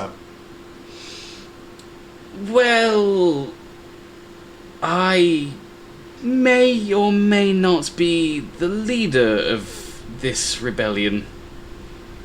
And she sort of looks down towards her feet. Look at you, making it big. I know I'm not really suitable to be leading a rebellion, but I couldn't do nothing, Caporius. Yeah, I think there are few more capable hands around, to be honest. You knew very well how Father felt about me training to be a monk, let alone leading anything. Just by being in charge, I've painted the target on everyone's backs here. Well, they would have had that target regardless. If anything, I would say they were better off now. And she gives you a thankful nod and sort of lets it sink in for a moment. And she says, I'll catch up with you at the tavern once I've finished preparations. And Vim nudges you in the back and says, come on then, let's get you lot out of here. Let's go get a drink. And he walks over towards Em and leans in and whispers and says, keep an eye on you. Don't you be off thieving things from the Resistance. And he leans in even closer and very quietly whispers, but if it looks like it was from the city before the Resistance got here, it's free game, yeah? Wait, what did you say? He says, if it looks like it was here in the city before the Resistance, then it's free game, yeah? If it's something that looks like it's here before the Resistance, how long has the Resistance been here? A couple of months at best. Like, this is an ancient lost city, so the Resistance are more bothered about stuff. The Resistance are more bothered about keeping their stuff together and actually being a rebellion against Kerha. Whereas Vim's kind of telling you, like, you know, if you see artifacts and gold and stuff, no one's really gonna pay attention to whether or not it's still here or not later. And with that, he kind of like scurries along with Caporius. But before he goes, I'd be like, well, if I took that golden pillar. And he chuckles back at you. He's like, I'd like to see you try its load bearing. And he shouts from the front of the throne room as him and Caporius get there. Says, what makes you think I didn't already try it? I go like, is he gone? They're walking out in front, although he has beckoned all of you, like, we're going to the tavern, come on guys. And so he sort of looks at each of the other party members and you know he's quite cordial. He even manages to remain smiling when he looks at Solgra and can still tell that Solgra is like staring daggers at Caporius. He's like, "Come on, get a beer." Fine. Vim is known to be very charming. That's how he gets away with shit. M. I would like to attempt to steal the stolen panties. You're going after one of Vim's treasures. Oh, that's gonna be a that's gonna be a difficult attempt. Really? Yeah. So you're gonna need to get to Vim's desk unnoticed. Oh, that was in his desk. Okay. Yeah, it's his personal desk drawer. Who has the key? He has the key. Why does he keep panties in his desk? It's not just that. It's every trinket he's stolen from every noble that he's put all in one drawer. So they're also in that drawer. So inside is like you've not seen it. Caporius knows all the things. Like Caporius has seen like brooches and various rings and medallions and other bits and pieces of like noble history of Kurhar. But specifically, it's the panties that he's most proud of because he managed to steal them and get away with it and still be alive. So they are also in the drawer. So if you want to attempt to steal them off of him or any of the various trinkets he's got, you're going to have to approach the desk and you're going to have to unlock the drawer without being spotted. Briggy. Yeah. DMs. When Briggy checks his DMs, do we think it's a good idea, it's a fun idea, or it's a bad idea that I go and I'm not steal there, some but yes. We'll see Yes, about what? that. I've narrowed it. Okay, so what are you attempting to do, Em? Yes, I'm gonna go for it. Okay. Let me move back to the Rolly Boys chat and get it on screen so everyone can see your attempts so we know we're not lying. Well, I wouldn't lie. I never lie. There we go. We have the Rolly Boys back on screen. So, if you could do a stealth roll for me, please. I can't see. It's so dark in here. Even my keyboard is stealth. 16. Okay, so with that you 3 and that's Jesus Christ. yeah 3 plus 13. Actually, this is going to be the easiest of the rolls anyway, as most of the other Dragonborn in the throne room now, they're pretty familiar with the party. They've seen you guys sort of milling around for a bit. They know that you're friends of Caporius. They respect Astoria very well. Astoria's not really paying you much heed. She doesn't much care for the roguish games that Vim plays anyway, but she sort of accepts that's part of what Vim does. And so Astoria's the only one that notices you approaching the desk, but she doesn't really care, and she just sort of looks away, like on purpose, just looks in the opposite direction as you approach it. I shall wink. And she just kind of shakes her head and does not want to get involved, and just walks in the opposite direction. All right, so you've made it to Vim's desk, and you've gotten away with it so far. So now you need to. You've got a lockpicking kit on you, right? I have 3, I believe.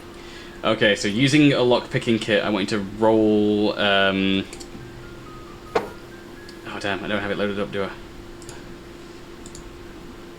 It's gonna be. It'll be your sleight of hand, yeah. So if you can roll a sleight of hand with advantage for using the lockpicking kit.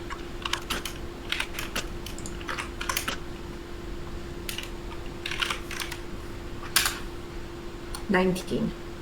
That's not going to do it. That's unfortunately not enough. I use my Cardic inspiration. I want those panties. Okay, this is.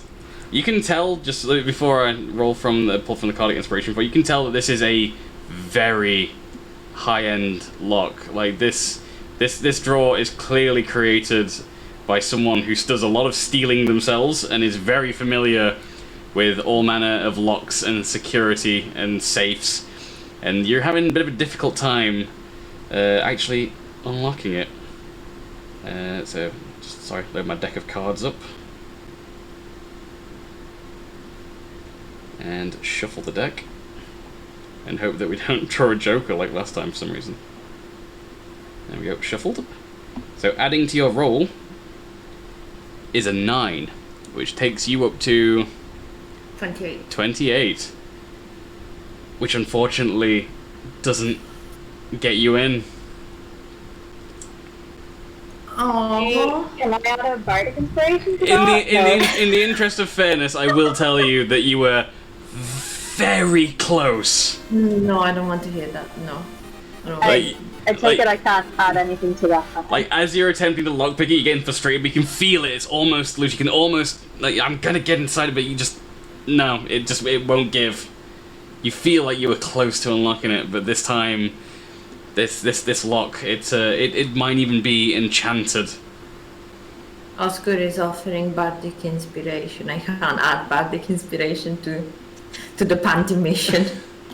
You really No, want Bart to go? Unfortunately, you can't add bardic. You can't add bardic inspiration after a result is known. You have to choose to use bardic before you know the result of a roll. Otherwise, you could have used bardic inspiration. I'm an idiot. I'm an idiot. I forgot about that. Apologies. But to be fair, there will be other opportunities to try and get into this lockbox of Vim's. Can I try it? I mean, you'd have to stealth your way over there. Vim is wondering why only Caporius and Solgra have followed him. Stonks, sorry, not Stonks, that's the other character. Fanny Boss. Fanny Boss, did you follow along with Vim, Caporius, and Solgra to head to the tavern? Yeah, so Oscar, if you didn't follow, then it's just gonna you can have a go. But did you follow or not? Yeah. I didn't. I don't think so. Alright, you're gonna need to stealth your way over to the desk as well. So you need to roll a stealth check first. See, the problem is that if a 28 doesn't open it, we can't. I mean, you Yeah, have actually, a that's plus fair. 13 to your sleight of hand. Like, you can open it. It is possible. It's just very No, and the difficult. 13 was my stealth. My sleight of hand is 5, which means if I open, yeah. even if I rolled a 20, would be a 25, and if a 28 with the Cardic Inspiration didn't open it, then. Oh no, sorry, that's my bad then. I made that quite challenging in order to make you have to roll super high to actually unlock it. It was meant to be a 30, but if you can't actually get there naturally, then that's unfair. It's not meant to be impossible, just very difficult. So I'm going to retcon that and say that 28 most certainly opens the lock.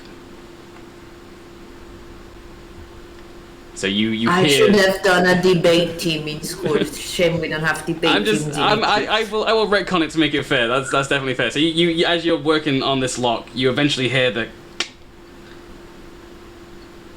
And you feel the drawer is now loose, so you could open it. Bingo. What's So in the drawer? as you pull open the drawer, you are met with the sight of various trinkets. There's no gold, no gemstones.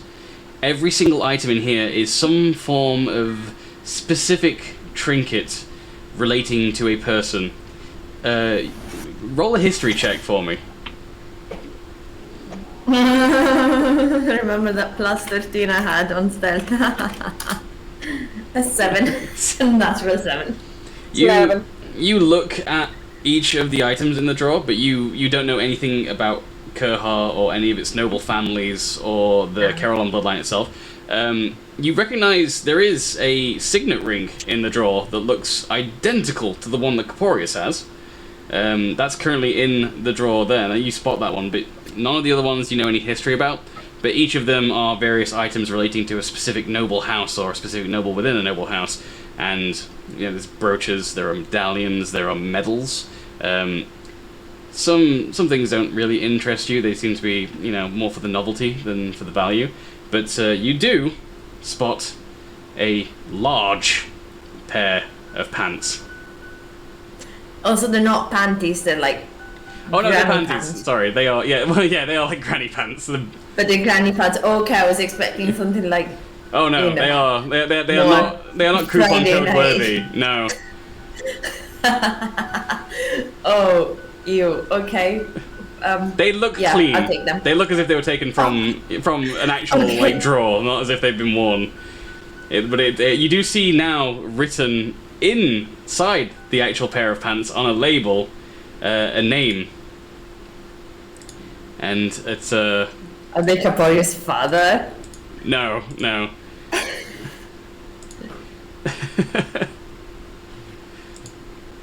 And it reads Dremron Urena. You unfortunately won't know the name, though. If you were to ever ask Caporius about the noble house of Urena, then he would probably be a bit sus of how you found out that name. Okay. Well, I will look at the pants, read the name, be like, cool, and put them in my pocket. Fold them like Otto taught me with the map, and put them in my pocket. And then I shall head to the tavern. Close the thing. There you go. As you making close it look like no one was there. As you close it, the instant it closes, you hear it, and trying it again, you find that it has automatically relocked itself. Be like, clever man. So you have successfully made off with one of the many trinkets that Vim has collected from the noble houses of Carolon. Sorry, of Kerhar, not Carolon. I assume you and Oscar are going to join the others now towards the tavern? Oh, so. No business here. Nothing Okay. to see. Before we switch back to Gershaw and Sharid, Caporius, while you're walking, you idly reach for the ring, the signet ring of the Carolon bloodline, and you can't find it.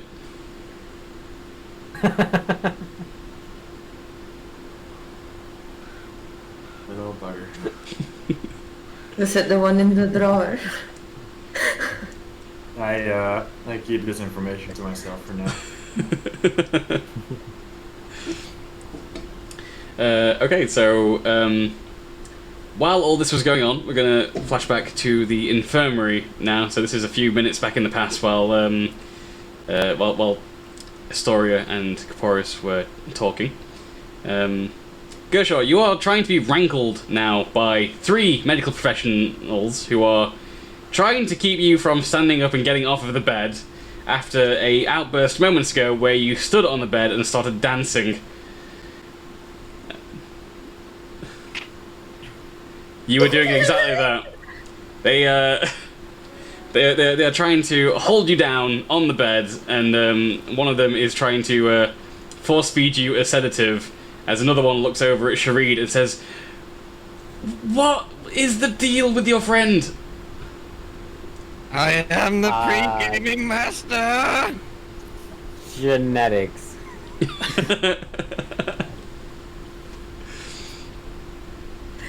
And after a minute or two, you actually hear from the infirmary the cheering happening in the throne room around the time that Astoria makes her little speech to everybody. And it's around that point that the doctors all just kind of shrug at each other and then look at you and just say, "You probably know better. Is he going to be okay?" Yeah, he'll be fine. And I pull out a chain and I strap him to the bed.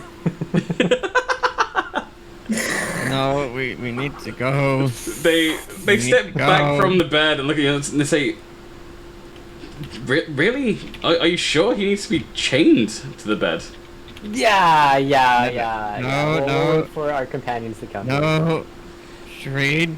Sharid, roll a strength check with advantage because Gershaw is wasted. That against my strength. Oh, it's not working. Oh, Oh, there it is. there it is. What's your strength, Charles? 20.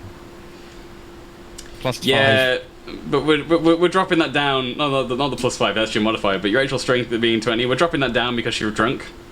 And you're currently incapacitated with boom juice as it is. So an 18 will most certainly secure you to the bed. Shreed. And I give him a quick salute. Shreed. Shareed. And I cast Mending on the chain to like seal both ends together. Shareed. Listen to me. We got to go to the tavern.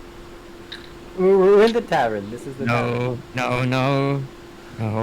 You don't know that a tavern exists. You can assume, but you don't know one exists. So Shareed doesn't know that there's a tavern. No. Look, man. These doctors like boom. Look, listen. You know I was in pain when I walked right through that door. Yeah. Well, yeah, I need to stay like this to not be in pain. Oh, you have to keep dancing? No. The other what the boom just did, not the flying. You are going to be drunk for another 8.5 hours, though. Like, that's just the effect of I boom don't juice. know that. I don't know that. I need to stay in this state. Shuri, can you do me one solid? Just trust me. You will stay drunk. Yes, but You I have my need. guarantee. I And I need. pack the chains. I need to go to the tavern, if there is one, just somewhere. The three doctors, not the head doctor, but the three doctors that were dealing with Gershor initially, they've all pulled up chairs now, and they're all kind of sat in a semicircle at the foot of Gershor's bed, as Shareed has chained him up and mended the chain, and they're all just kind of just watching, just being like, this is fascinating. I've never seen bedside manner like it, and they're just watching as this plays out. And then I'm noticing that I have an audience. I look around and say, I am the tavern.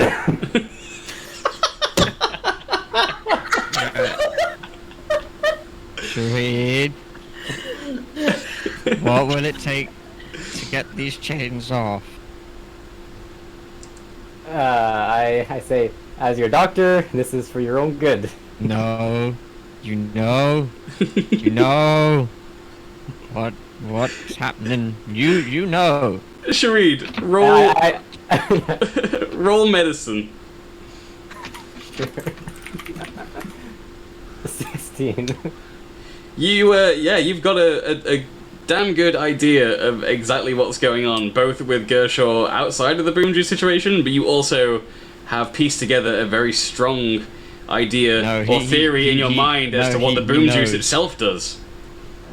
When did Shareed find? Oh, did Shareed get told on the boat? Don't worry. Don't worry. Don't worry. I need to know when plot points are shared. Trying to run the game. No. Right. You know, Shareed. So, I need to say the thing, because I think it's gonna matter in a bit. So we're gonna need to get to the tavern. Because that's where we always go. So if we don't go... I think this is as close to the tavern as we get. They said that this is the tavern. No, Shareed, I will do you the biggest solid. I don't know what that is. The floor will owe you one. And I look sagely and zen. I put my hands together and say, this is for your own good. No, this is not good. In what? I don't even know the word anymore. Just get me out of here, please. I don't like these doctors. No offense, but just kind of staring at me all weird. One of them begins to write something down in a notebook. No, don't write things. He turns and nods to the one on his left, and the one on his left also begins writing something in his book that you can't see. They both look up at Shareed and nod as they make notes. Shareed. Yeah, I nod at them and I pull out some parchment and I start making some notes too. They're just scribbles, but I want to look professional. Shareed. They can't see what you're writing, so they're like, oh, and this. Again, watching them, they just see Gershor repeating the word Shareed over and over and over again, like, patient getting worse, perhaps. Shareed. Yes, my Shareed. patient. Shareed. I helped you find out about the boom juice. With what it does. Like, didn't you get the kick out of that? I think you got the kick out of that. One of the doctors chuckles and then quiets himself. Right, we gonna go now. Like, we gotta move.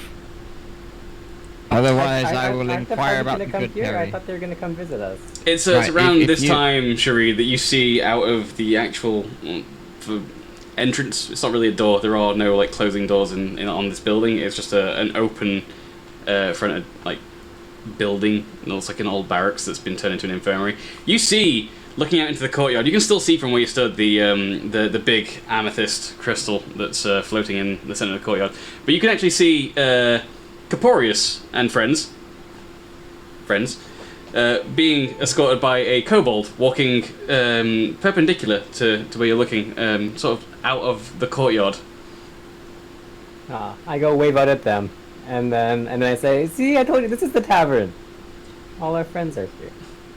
They're a distance from you. Like it's a good like 200-300 meters from where you're stood to where they're passing, and you're inside this infirmary with a lot of other talking going on. So they don't hear you. They just keep walking past. I'll just keep waving at them. Can I have everybody else roll a perception check? It's very ignored. 25. Of course. So, Em and Oscar, you're further behind the three that started walking. Sorry, the four that was walking initially, because you stopped to do a bit of rogue I don't know extra what you're talking stuff. about. No, I don't. So you two actually, you've got a pretty good look. You can see Sharid off to the side where you saw him enter as you entered the palace the first time, and he's just sort of waving at you from a distance. I put my glasses and be like, "Hey, is that Sharid? Oscar?" Wait, what? Sorry, you cut out. Isn't All I that heard was Oscar. Sharid? Isn't that Sharid? Yes. I believe so. Yeah, Oscar, you Wait. also see him waving. It's We'll fine. wave back. Hello? And then I think we should keep going and not go towards Sharid, just wave and go. And you all keep on walking, following Vim and Corporius as they lead. Not that far away, actually. It's pretty much the first large building outside of the palace courtyard that looks to have been some large governmental building has been turned into a big like open mess hall, which is now technically a tavern. It has no sign, no name. It's just where Vim takes you, and you can see they've set up a few tables as a sort of a makeshift bar area. There's various old dusty bottles of various liquors around. Nothing on tap, just bottles of whatever they've got. And there's a few wary-looking rebellion soldiers sat in the corner around a table drinking and chatting idly. A few of them are playing cards. One of the groups is sat in the corner playing a game of dragon chess.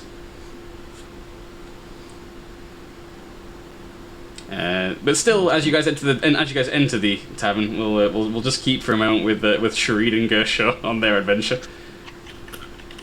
So Sharid, you see them all walk past and just go into a completely different building. Oh, I guess it's not the tavern. Okay, so I undo the Who are you chains. waving at?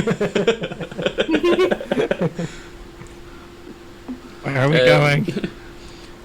One of the doctors out of the three stands up and speaks to you, Sharid, and says, "Well, we're just a little bit confused by your methods, Doctor, if you don't mind. We were ready to release him into your care, and then you chained him up, and now he's able to be unchained again? Please, enlighten us why." Have you heard about Muso? And they all look at each other and say, "No, I've never. Is he a doctor?" No, Muso is a way of life, and I look very sagely as I continue undoing the chains. And they also write this down, much with their slowly filling notebooks that are full of Goodberry theorem. there's now the word Muso, and whatever they can glean from your explanation. The Muso is the path of least resistance, the path of optimal results for minimum efforts. And I continue looking wise and sagely as I put the chain back in my pocket.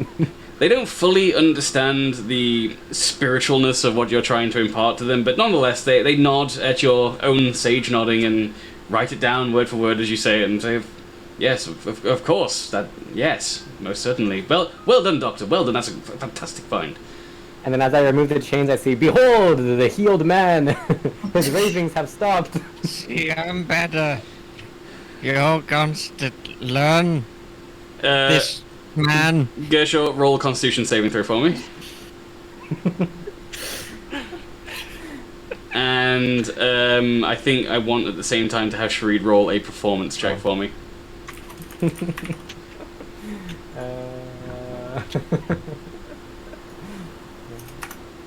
17.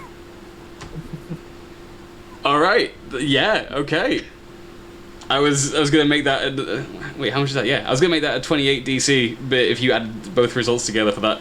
Yeah, so as you do that, as you speak and, show the healed man and take the chains off, Gershaw, you managed to hold your shit together long enough for, I don't know if you did it on purpose or if it's just like, you just about in, a lull in the drunkenness and the pain and everything.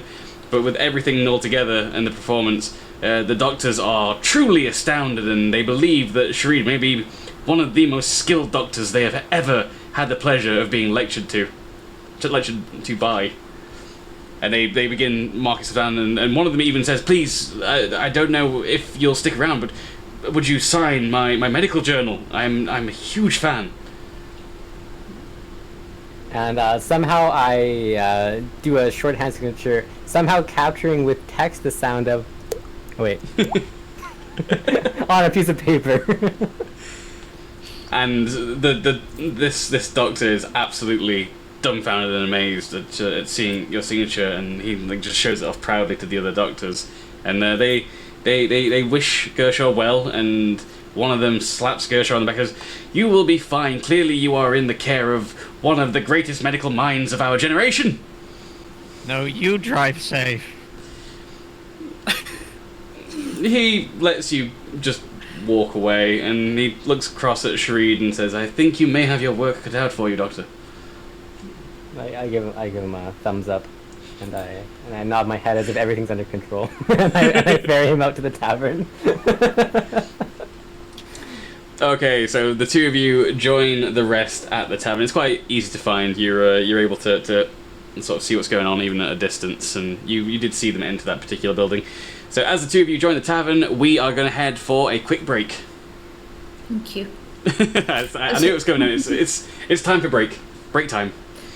Can I say I was expecting Shareed to get like a huge hammer and break Ash's leg and then force him to write a book or something. I was like getting like very big misery vibes from that. I was like, no, you get the chain. I was and like, Paul Sheldon be like, let me go. I was about to have an excuse for the doctors to send Gershaw to the tavern, and then Shareed was like, I'll chain him up.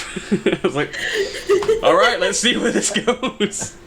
Alright, let me navigate to our Be Right Back screen, and there we go. Feel free to do a drop in chat for the cool little game that we play.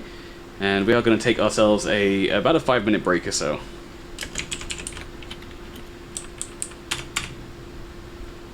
So that was fun. Yeah.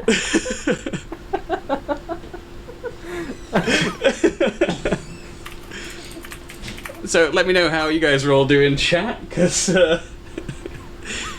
I mean, I'd thought about preparing some things for this session, but none of this has gone quite the way I had anticipated it, and I don't know that I'm sad about that. I think it's actually turned out quite funny.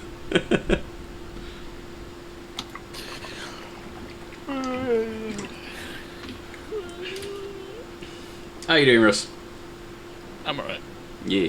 I'm gonna go get a sandwich. Nice. And then it was just Briggy hanging out. How are you guys, chat? I know I asked that before the drop, but now I'm actually like, I'm able to see chat. So what's going on? How are things? You all enjoying it? Have you all consumed your various snacks and takeaways and things on this very warm Wednesday night?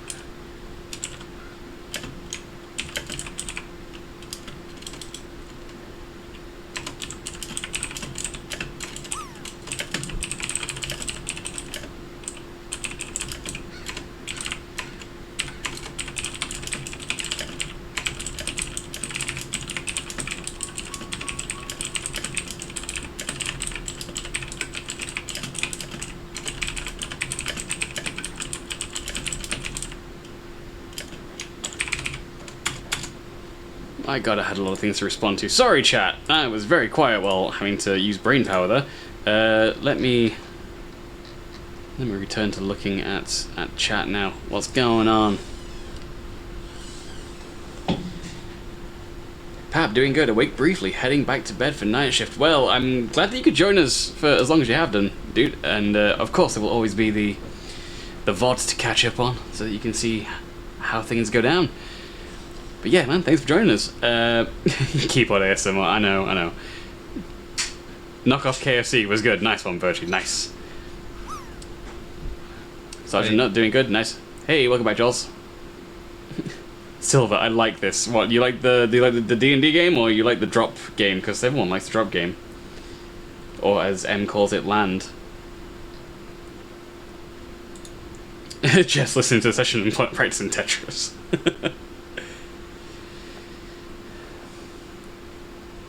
Just finished prepping tomorrow's lunch, so I don't need the hob on too much during the daytime tomorrow. Yes, Barack, that is a good move. It is way too hot. I did very quick cooking tonight by frying up some chicken to make wraps, because any longer and I probably would have melted in the kitchen. It's far too hot.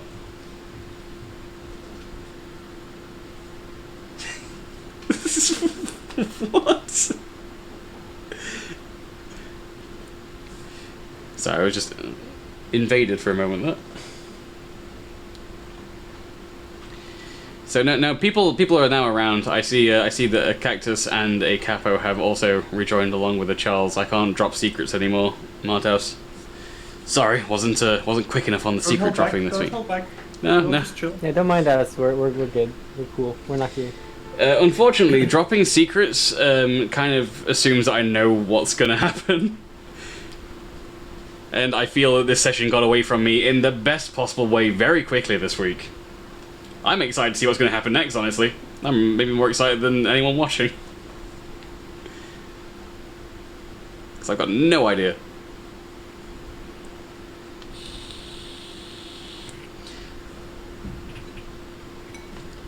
Although I did notice that when people were following earlier, for some reason on OBS it was playing the Mega Man sound, which should have been muted. But that reminds me I should go have a look. So we got, what's that? Elid Elites? I think that's how you pronounce it. So Elid Elites, Whittle All Me, and MioB 2007. Your names, so your entries have been logged, and your names will go down in the annals of history as geeks, freaks, and nerds, just like the rest of us here at the Geeks Codex. Thank you so much for the follow. I really appreciate that, and I hope you're enjoying tonight's kind of mad RP D&D session, which I'd love to say I planned for, but there is no planning with this group. That's not how this works.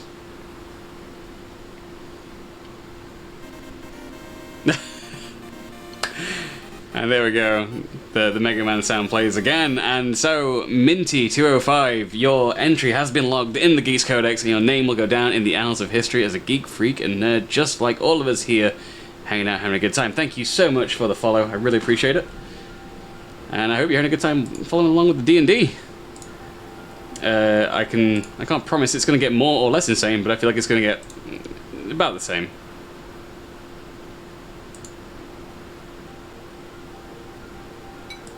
We try to keep it maxed out at all points.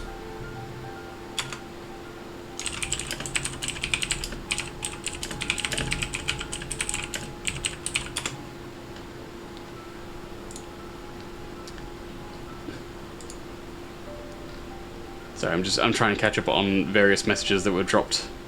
There we go.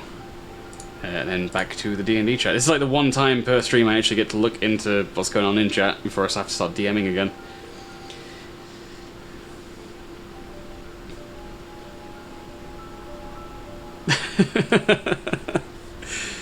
Doesn't have anything on tap, but what draft does it have? It's quite drafty in the tavern. It's got no doors. I've no idea about D&D, but keen to watch. Well, I hope that we are a good example of D&D. I mean, we're not a terrible example, but this is definitely a low to no combat session. As last week, the party fought an ancient white dragon, which is a pretty hard encounter to go through. So I'm giving them something of a little break to get some storyline stuff done, and then I'm sure they'll be fighting another nasty bad guy at some point in the near future. That's just the way it goes. Oh, guys, you know what we haven't heard from in a long time? No one wants to say it.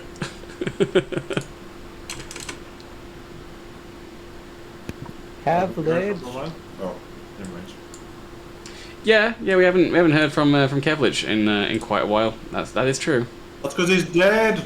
He won't come back. He's dead. I mean, he's undead. But there is also. No. I mean, they're everywhere. He just can't clear out an infestation of the Riss.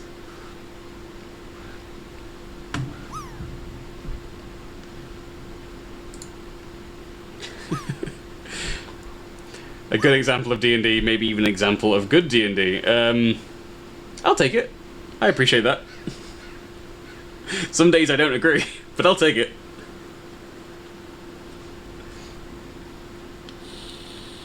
Hi.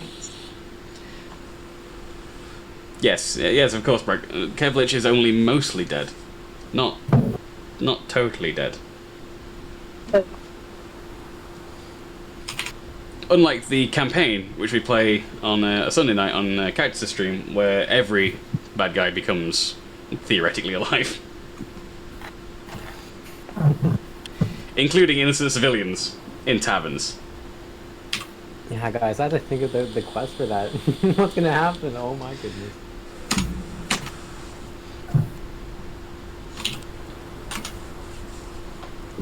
Kevlan is dead on Sundays. I mean, he's also dead every other day of the week. He's just, he hasn't quite figured out how dead works.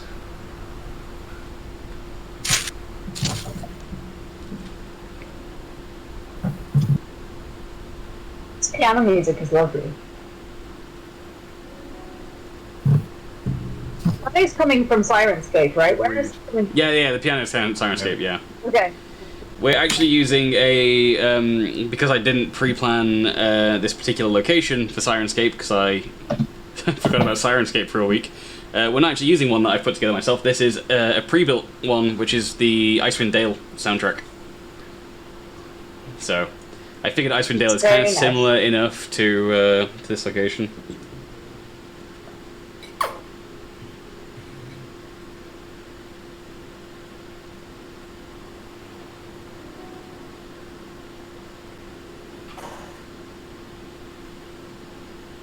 I mean, I was enjoying that.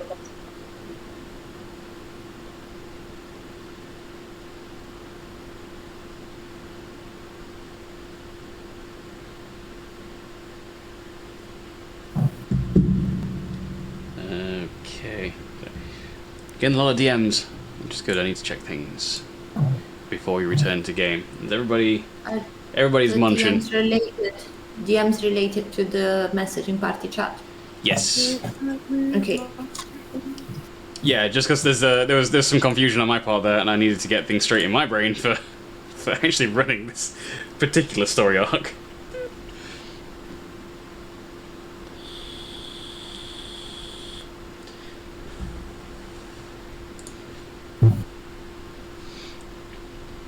I'll give you guys another minute or two of break. I sent you it.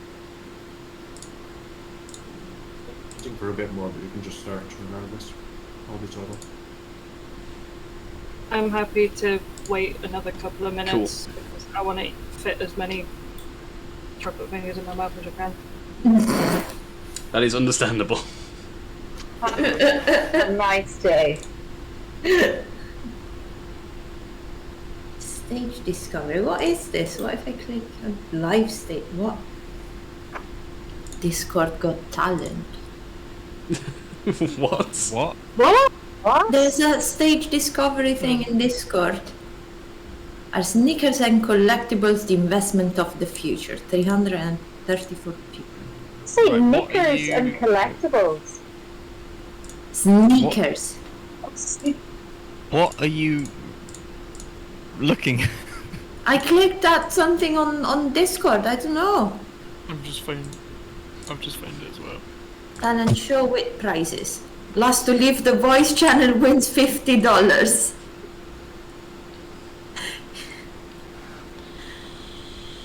What?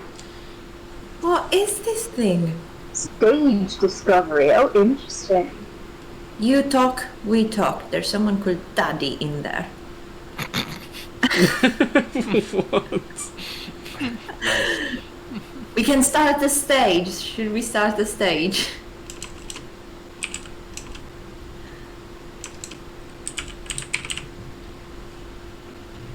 Bear with me, I'm gonna just change our sound set if we're starting in the tavern before we come back. Which, ooh. Icewind Dale has a tavern. Excellent.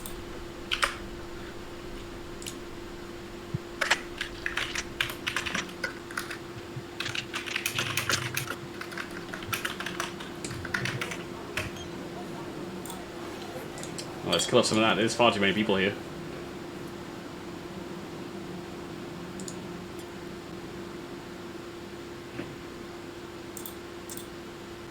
Sound Irish.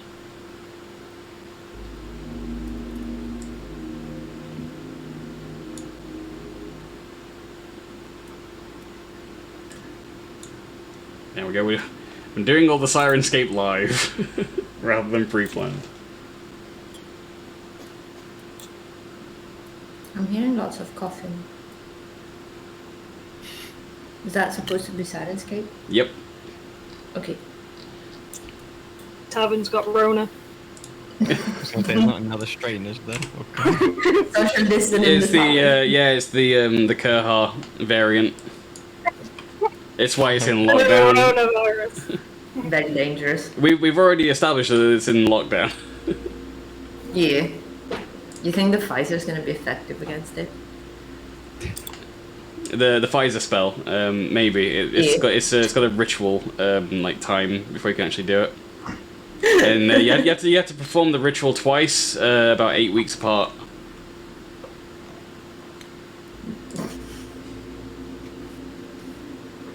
I don't care what you think. I thought that was good. No, yeah. I'm clapping internally. Because your arms are still sore from the ritual. Because I'm drinking a glass. No. But yeah, that too. What happened?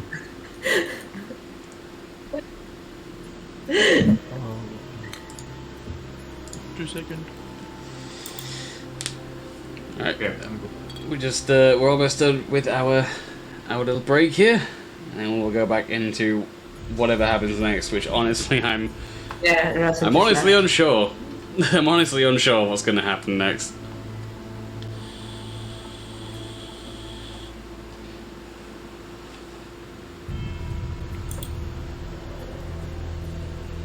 Wow.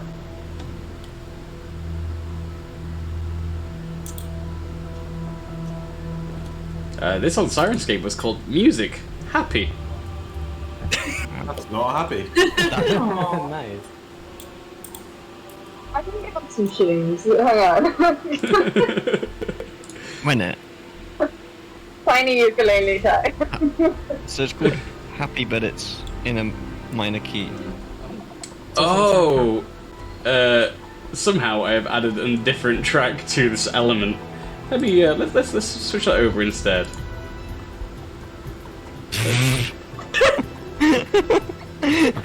My ears are so confused right now. Yeah, I don't know what's going on. It won't do the thing. Sirenscape, stop. Please. It's like what, like tritonal? Let us try that again, shall we? We'll go to a different tavern. A happy tavern. Ah, I know this one. We'll get to You're a, home. yeah. You just keep getting followed around by the same music. It's one of those things you become like hyper aware of. It's like a theme music. If only I owned it.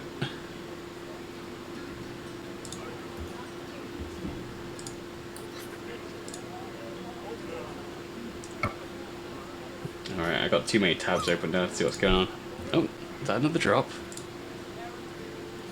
Birchie's on it tonight. Did you win one already? Sorry, I wasn't fully paying attention. Alright, everyone, do your last drop, because I think we're come out of break now. Oh, I can try. Get those final attempts in, see who can win. Oh. Briggy, did you see my last DM? I did, yeah. Cool. Oh, Oh Thank- no.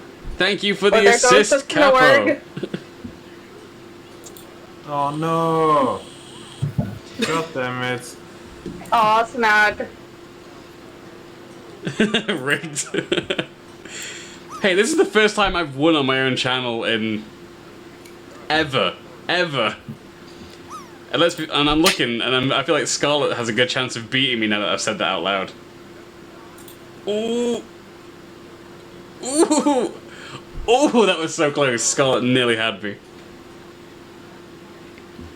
Oh, Brack just overshot it.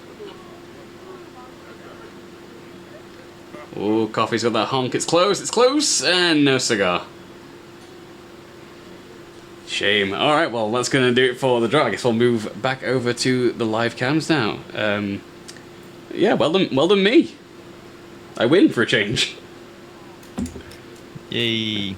And we are returning to the on-screening. We have returned. And as you can tell by the totally planned and not completely improvised during the break Sirenscape background noise, we're in a nice-ish tavern. That is most certainly not the Drunken Duck. I like the drunken dog. It's like the top 40 of tavern music. It blends together after a Yeah, while. yeah. You travel around, you walk to a pub, you're like, oh, it's this one again. So They're not gotten tired of it yet. But you feel they never do. comforted by the familiar music being played in the tavern. Could it be like a franchise of the Drunken Duck? I mean, this is kind of a pop-up shop at best. It's not really meant to be a tavern. Fair. Yeah, like it's somewhere like, you know, it's a step or two below a Weatherspoons. Yeah, Below. understandable. Below. Oh god.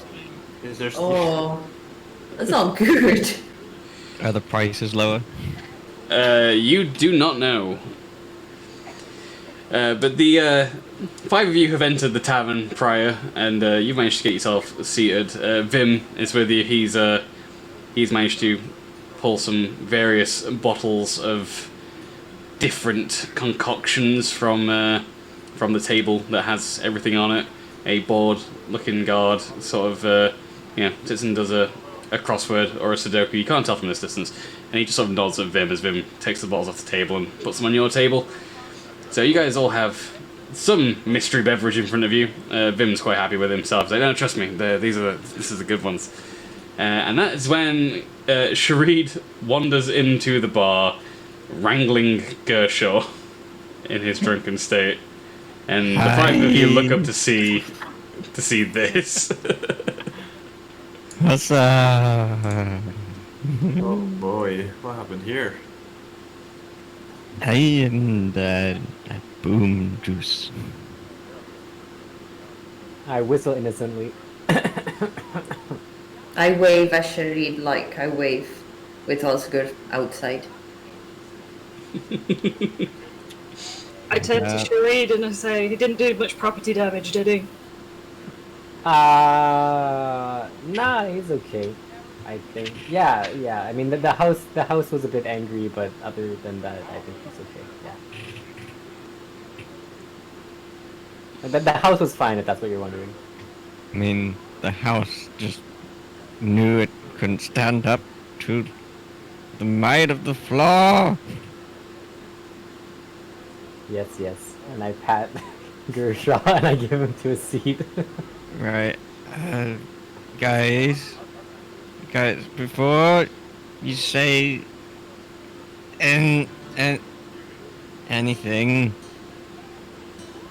y'all probably what's been going on with stuff. Gluten. Yeah, with the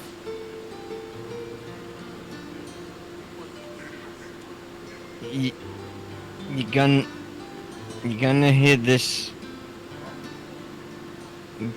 I'm half crustacean.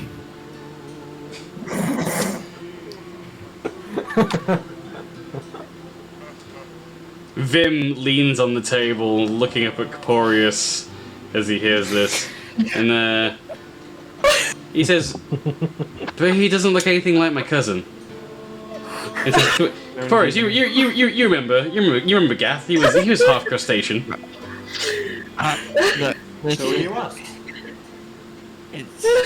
It's complicated, but Sogra, you know what I mean.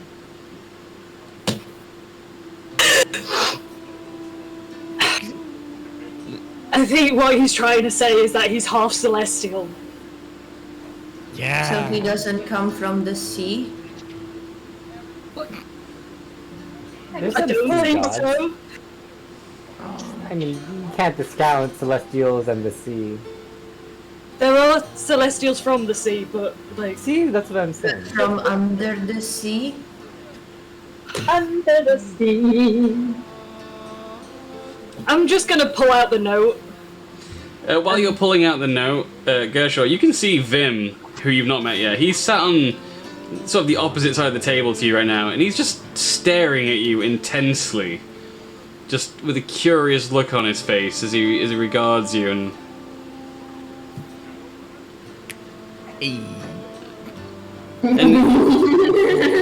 he says to you, he says, "Hey, quick question. I'm curious. Which half?" I think I'm more of a lefty than a righty at this point. I'm more north. Then he looks at you, and you're from the boom juice. Like one side of your face is drooping a little bit, and he goes, "Oh no, yeah, I see it now. I see it. Yeah. Kapari, you got some strange friends." That's questionable. He tried to kill me. Did I? Did you? Yeah, My memory. y'all did. So, y'all did. I was Right, running. so a bit of knowledge you should have. I kind of lean over. That was fucking weird. Half of the time we don't know. I was Yeah. running. I see it. I see it. Yeah. While Vim is distracted, I would like to use this opportunity to slide the panties that I just stole from him into his pocket. Just to assert my dominance. Roll sleight of hand. Can I have advantage because he's very distracted by a half crustacean? Yes. Thank you. 12. All right, we'll deal with that in a minute. He notices you putting them into his pocket though, and he does glance at you sideways, and he gives you a big grin. He's impressed. He's very impressed. He knows how strong that lock is that he's got. He just sort of like taps his nose, and smiles at you.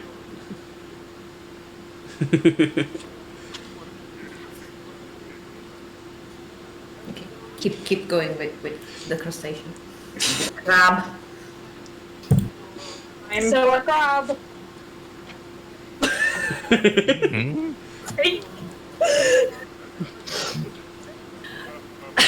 So I pull the note out that Gershar gave to me after Oral's funeral, with the note from Vetus, and basically Gershar is, with Vetus's studies, he carries remnants of a celestial bloodline. But the only thing is that it might actually be Idal or his brother. Isn't that what my enemy was talking about? That stupid lady in Temont.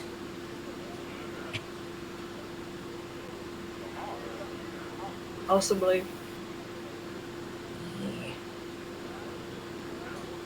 But that's the reason why he's having such a weird reaction to the celestial barrier, and probably the amethyst as well. Thank you. And maybe gluten, because gluten is not that good for you. Vim pipes up, completely bemused by the situation. Says, "Yes, I have heard that crustaceans have problems with gluten." And he looks at Caporius after saying that clear bullshit, and just says, "You are gonna need to explain a lot, my friend." Where do you want to start? I can easily ask, I suppose. I think we're going to need a lot of drink. There we go. That's Way ahead of you. And he looks directly at Gersha and says, "You are the most confusing creature I have ever laid eyes on. And I once met a mind flayer." But have you met the floor? And he looks again up to Caporius and says, "No, really, I think you have a lot of explaining to do." Well, I mean, I don't even know what to tell you. I met these guys through Jordan. We kind of just took off together, did some adventuring, and you know, started to get along. So I thought. And he looks gobsmacked and sort of glances around the entire party of the Sneven, and he says, "Wait, no. You're the Pathfinders." Oh yes, that's what we've been dubbed. Heard of us then?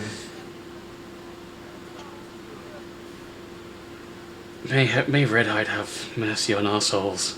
And he takes a huge swig of the very colourful bubbling liquid in front of him from the bottle.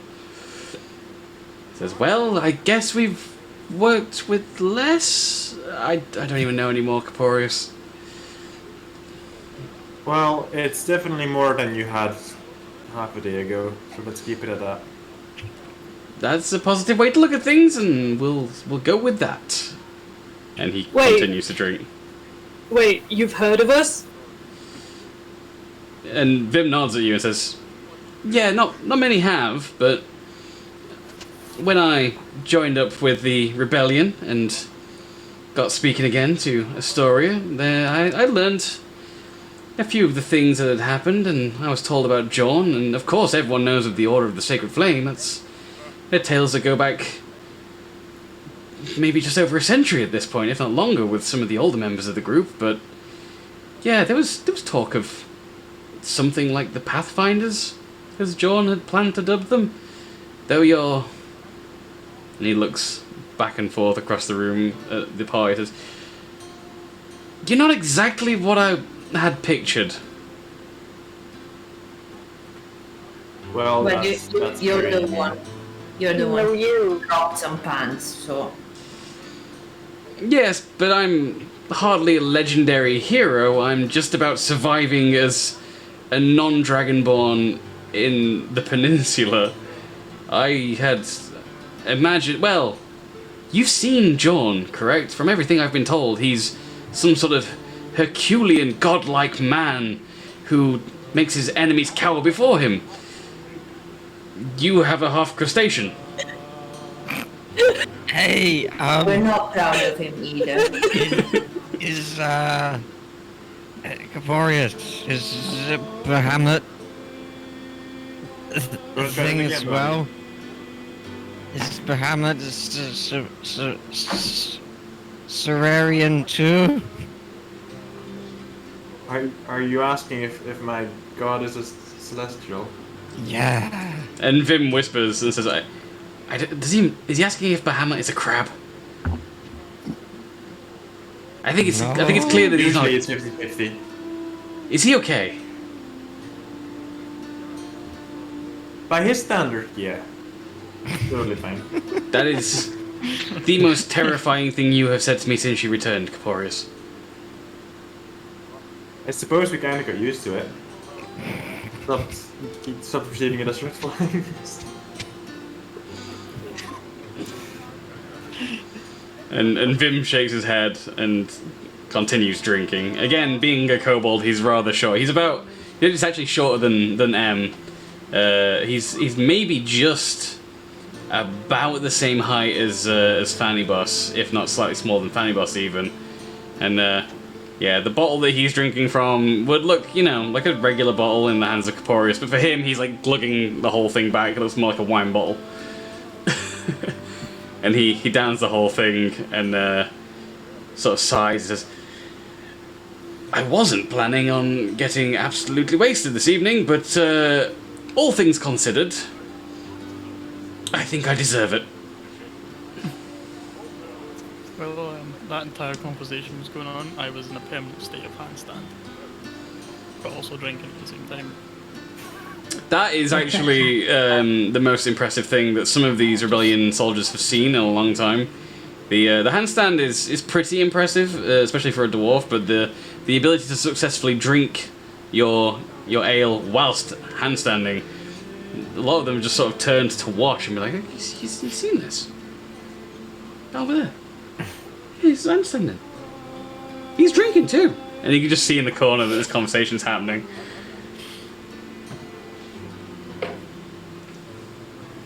What's a handstand? This thing. I think that's what that Goliath was running over at Tamant, right? When he was selling the meat? The ham stand? Meet the stick. Oh yeah, that's what it was. Never mind. Does anyone have any that left, by the way? I don't know. You're asking if you still have meat in the stick. I'm asking everybody. From Tamont, where you were a week Yeah. ago. With no form of refrigeration. Desperate times. I think Doug Hey, too. do you guys remember the second best object on a stick? The buried stick? Huh? And I put 5 good berries skewered on the end of my wrist slayer sword thing. And I hand it over to Gershaw. For the purposes of this bit, I'm gonna say that along with the actual like wrist tail like sword that you've had made, you've also just had like a shard of wrist chitin like formed into like an actual stick as a eating utensil after being inspired by Gol. Awesome.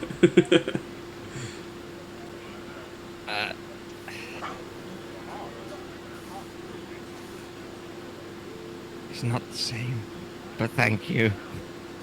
And I sort of, in some form of intelligence at this point, take them off of the stick first before I eat them.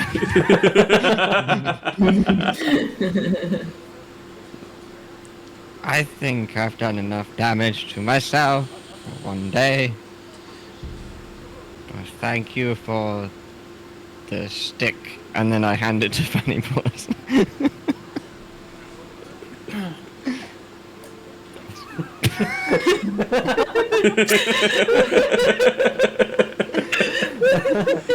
How is it a handstand if you're not using any hands? Are you handstanding your hands on your head? Oh, yeah, hold on. Oh, I know what a handstand is. Okay. Yeah, that was just like my jump there. Yeah. Oh, okay.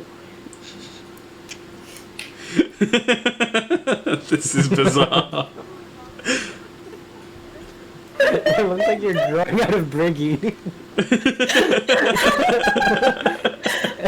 looks like Briggy just has like 2 legs and a head, just like popping them up.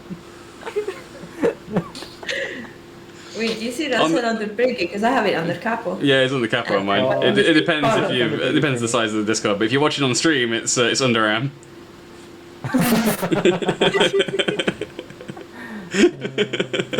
Yeah. Wait a minute, Kappa, do that again a second. This is a joke only the Discord people get.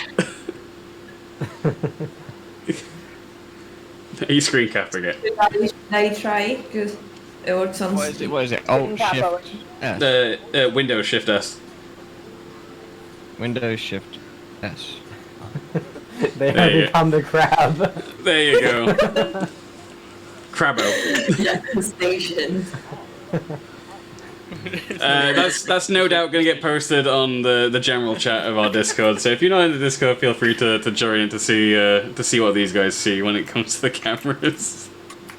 That was a strange detour. Thank you, Em. You're welcome. Can I get inspiration? Yes, that's a regular inspiration. Okay. Thank you. What about me and Funny Balls who just sat here like this for like half a minute? Listen, I have to hold my hand. Like, that takes energy. That's Yeah, you guys can have inspiration as well. Oh, yeah, thanks. Oh, bless. Wait a minute. Nah, so we've run out of inspiration. We're out of stock now. No. Don't worry. You're out of stock. It's not a dirt ball. Inspiration is Unfortunately, it is. We have given out the maximum inspiration this week. Inspiration is a dirt ball? I mean, I feel inspired. It's pretty inspiring. No, you. Anyway. This is always how tavern nights end up, isn't it? So, you guys spend your time in the tavern. Gershaw, attempting to inform the party that he is half celestial, but instead informing them that he is instead half crustacean. Vim, confused by the entire situation, decides to drink heavily with the party and urges Caporius to drink heavily with him as he quizzes you for every last detail about your adventure thus far to get him up to speed and find out what on earth is the deal with this motley crew that you're now running with. And a few hours into the session, this is technically you guys are resting up, but you'll not finish a rest just yet. 2 or 3 hours into the session, there is a blinding light from outside of this makeshift tavern that pours in through the entrance. It's a light pink light that yes, it pours in like a liquid. So streaming into the tavern is this bright light, as Aid makes more puns in his mind. Attempting a TikTok dance. Alright, yeah.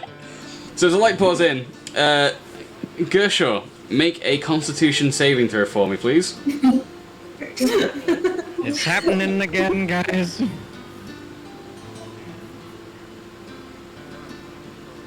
When you memorized it. 21. 21. You're kind of hit by something that's incorporeal. You don't take any damage from it, but you are swept right off of your chair and you are thrown across the floor of the tavern. No one sees what does this. No one's aware of anything physical that could have hit Gershaw, and yet he is sent flying. Again, the biggest signifier is the bright light that's shining from outside, and for a moment you can hear Corporius! Corporius! and then nothing again, and outside the light begins to dim. Is this me or everyone? Just you heard the voice. Okay. I don't remember drinking more boom juice charade. I want to head outside. Yeah, there's no way any of you would have missed this. It was very, very bright. As those of you that want to investigate step out of the makeshift tavern that you're in, you can see other Dragonborn have sort of ventured out of wherever they were currently resting, or out of the infirmary. Some standing on the steps of the palace, all looking towards the giant crystal of amethyst that's in the center of the palace courtyard. And stood at the base of this monument is the wizardly Dragonborn that some of you saw earlier, whose name I've forgotten again. What was it? Thratos. Thratos. I'm going to remember this next week. It's because Capo sent it to me like an hour before the session. But Thratos is stood casting some form of ritual at the base of the crystalline structure, and you can see that it's glowing and pulsing. The pulse gets larger and then sort of implodes on itself, and it's doing this almost as if it's breathing.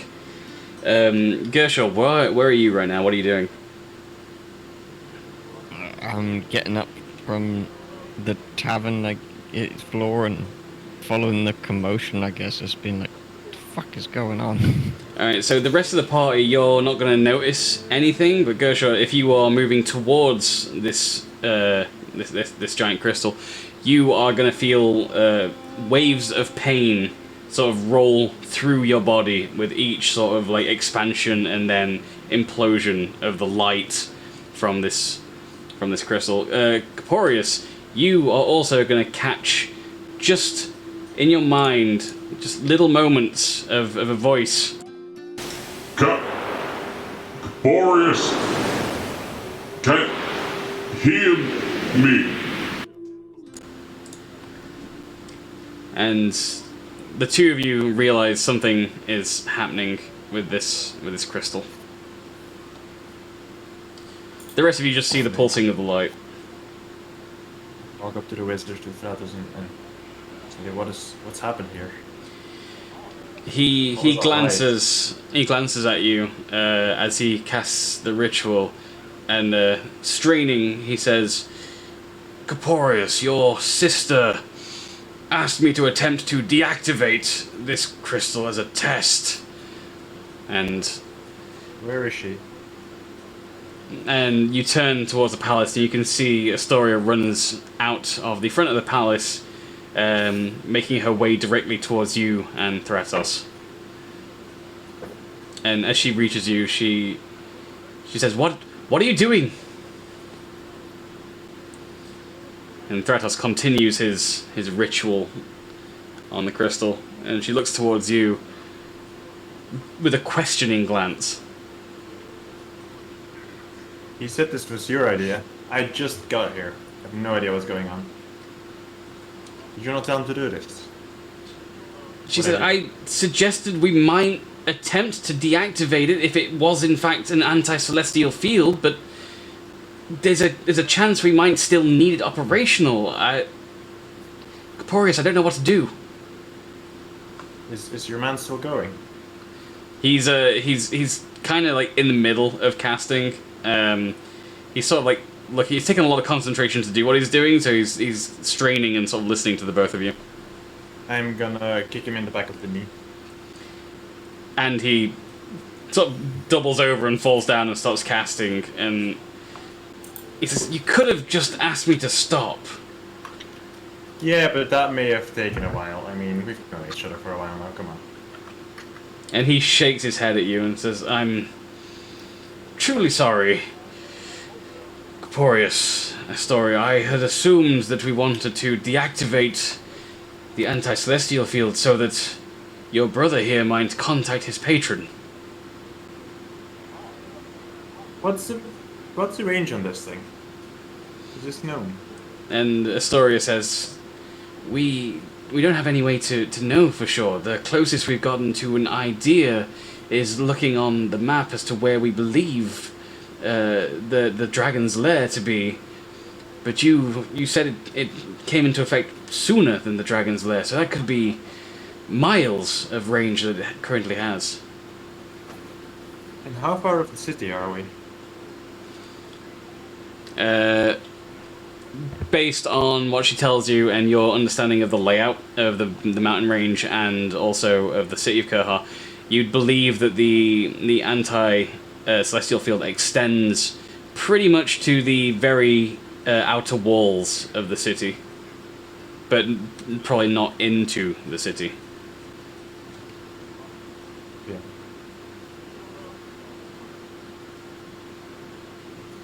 This is really starting to hurt now. I might go back inside.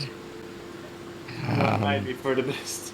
But there may be a solution. I don't know. Do we like the shiny thing? Astoria, she interrupts Gershon as you're talking to Corporius and says, We don't want to destroy it. We know that it's a anti-celestial field as far as we can gather, but I have my assumptions that perhaps it also serves to repel demons. And that's when she looks at Corporius and says, this shield could be the only thing stopping our father from sending his army into the mountains. Did you just find this gem here? This, With the as I told you before, built brother, on this how it's this entire city, this artifact, it was active when we arrived. It looks as if the city was once abandoned when we got here, and no one has seen any of the relics in the city until we had returned.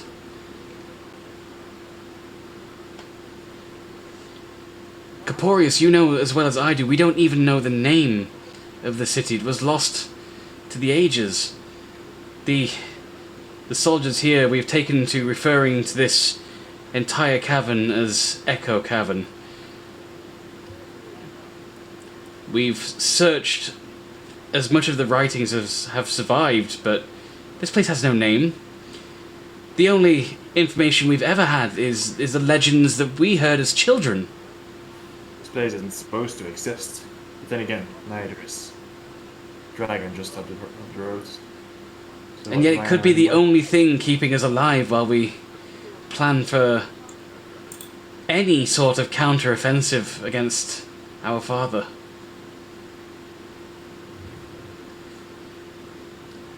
And she in action.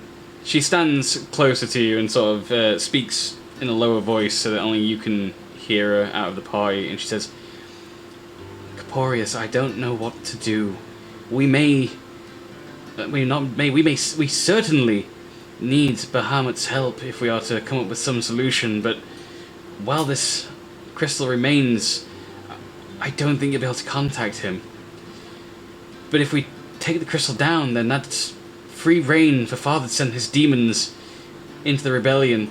I doubt any of us will survive that, save for perhaps you, and I don't wish that on you, knowing what Father has become. I think we keep it up for now. Try and work out some plan of approach. Tell me everything you know. Tell us everything you know of the state of the city, or where he is, where he's operating from, where he got these demons from. Anything that might be of use.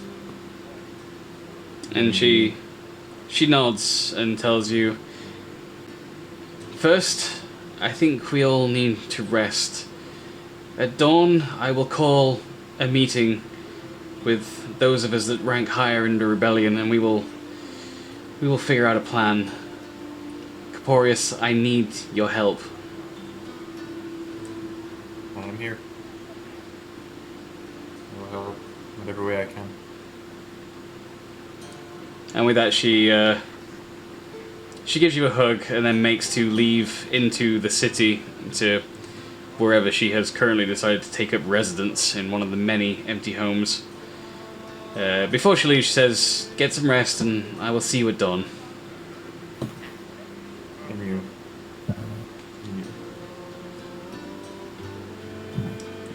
The Vim waits until most of the rest of the rebellion are sort of out of earshot, and he's kind of just stood with the party. And he looks up at you and says, "Well, looks like you've got your work cut out for you." Does look like it, doesn't it? And he gives you a friendly sort of nudge, which would normally be like in your waist, but because he's so short, it's just kind of like against your leg. And on that, he spins on his heel, quite drunk after all the drinking, and he walks towards M, and he sort of like slinks an arm around M and starts walking. He's like, "Now let me and you talk about what I found in my pocket." And the two of you sort of walk off as he starts talking shop about stealing shit. Okay. Sure. And so, Caporius, you watch your friend wander off with M as they can be heard. Well, M can't be heard, but Vim can be heard loudly talking about, various new intricate methods he's come up with for scaling walls and breaking in through windows and Can you teach me stuff? He might. And he starts regaling you with all these different tales of things that he's stolen in his youth and his various exploits.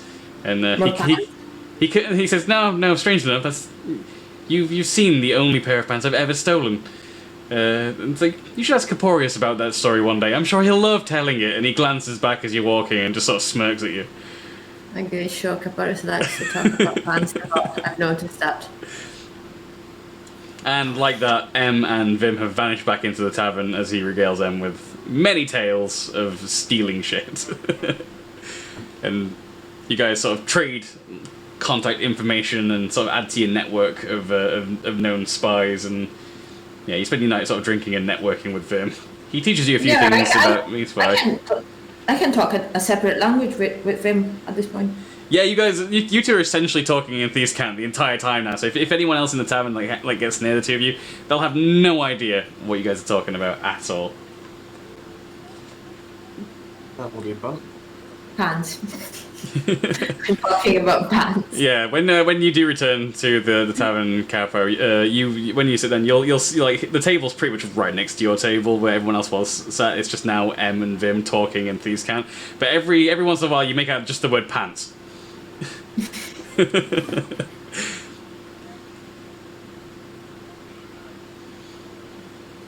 What are the rest of you up to now that Capo's sort of back in the tavern? Shlee? I want to quickly speak to Caporius. Alright, so I'm going to just assume that everyone has kind of shuffled back into the tavern now and is back to drinking and relaxing, and Solga, you take Caporius aside. Caporius, do you go willingly? Yeah. Brave, okay. How can I help you?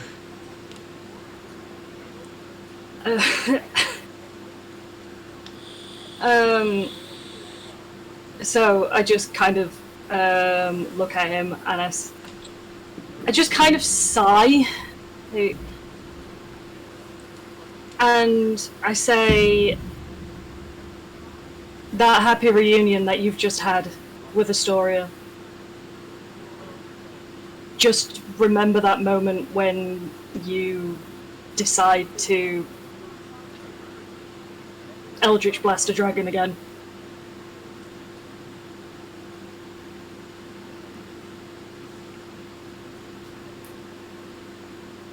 I will do. Now I'm going to walk off and try and find a bath. It's not looking good in the form of a bath for a while. It's going to take you a bit of time before you eventually... Actually, where are you going to go look for a bath, rather than me telling you? I was just going to go wander around, see if there was a bathhouse or anything like that, or a running stream or anything like that. You're in a giant crystalline cavern that has a roof over you. There's no natural sources of water that you can see aside from the ocean outside of the cavern, much further down the mountain. And you eventually do stumble across a bathhouse and find it to be fully drained.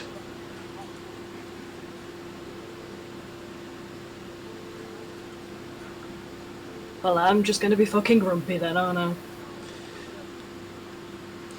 You think that if you were gonna find anything, you might go ask at the infirmary.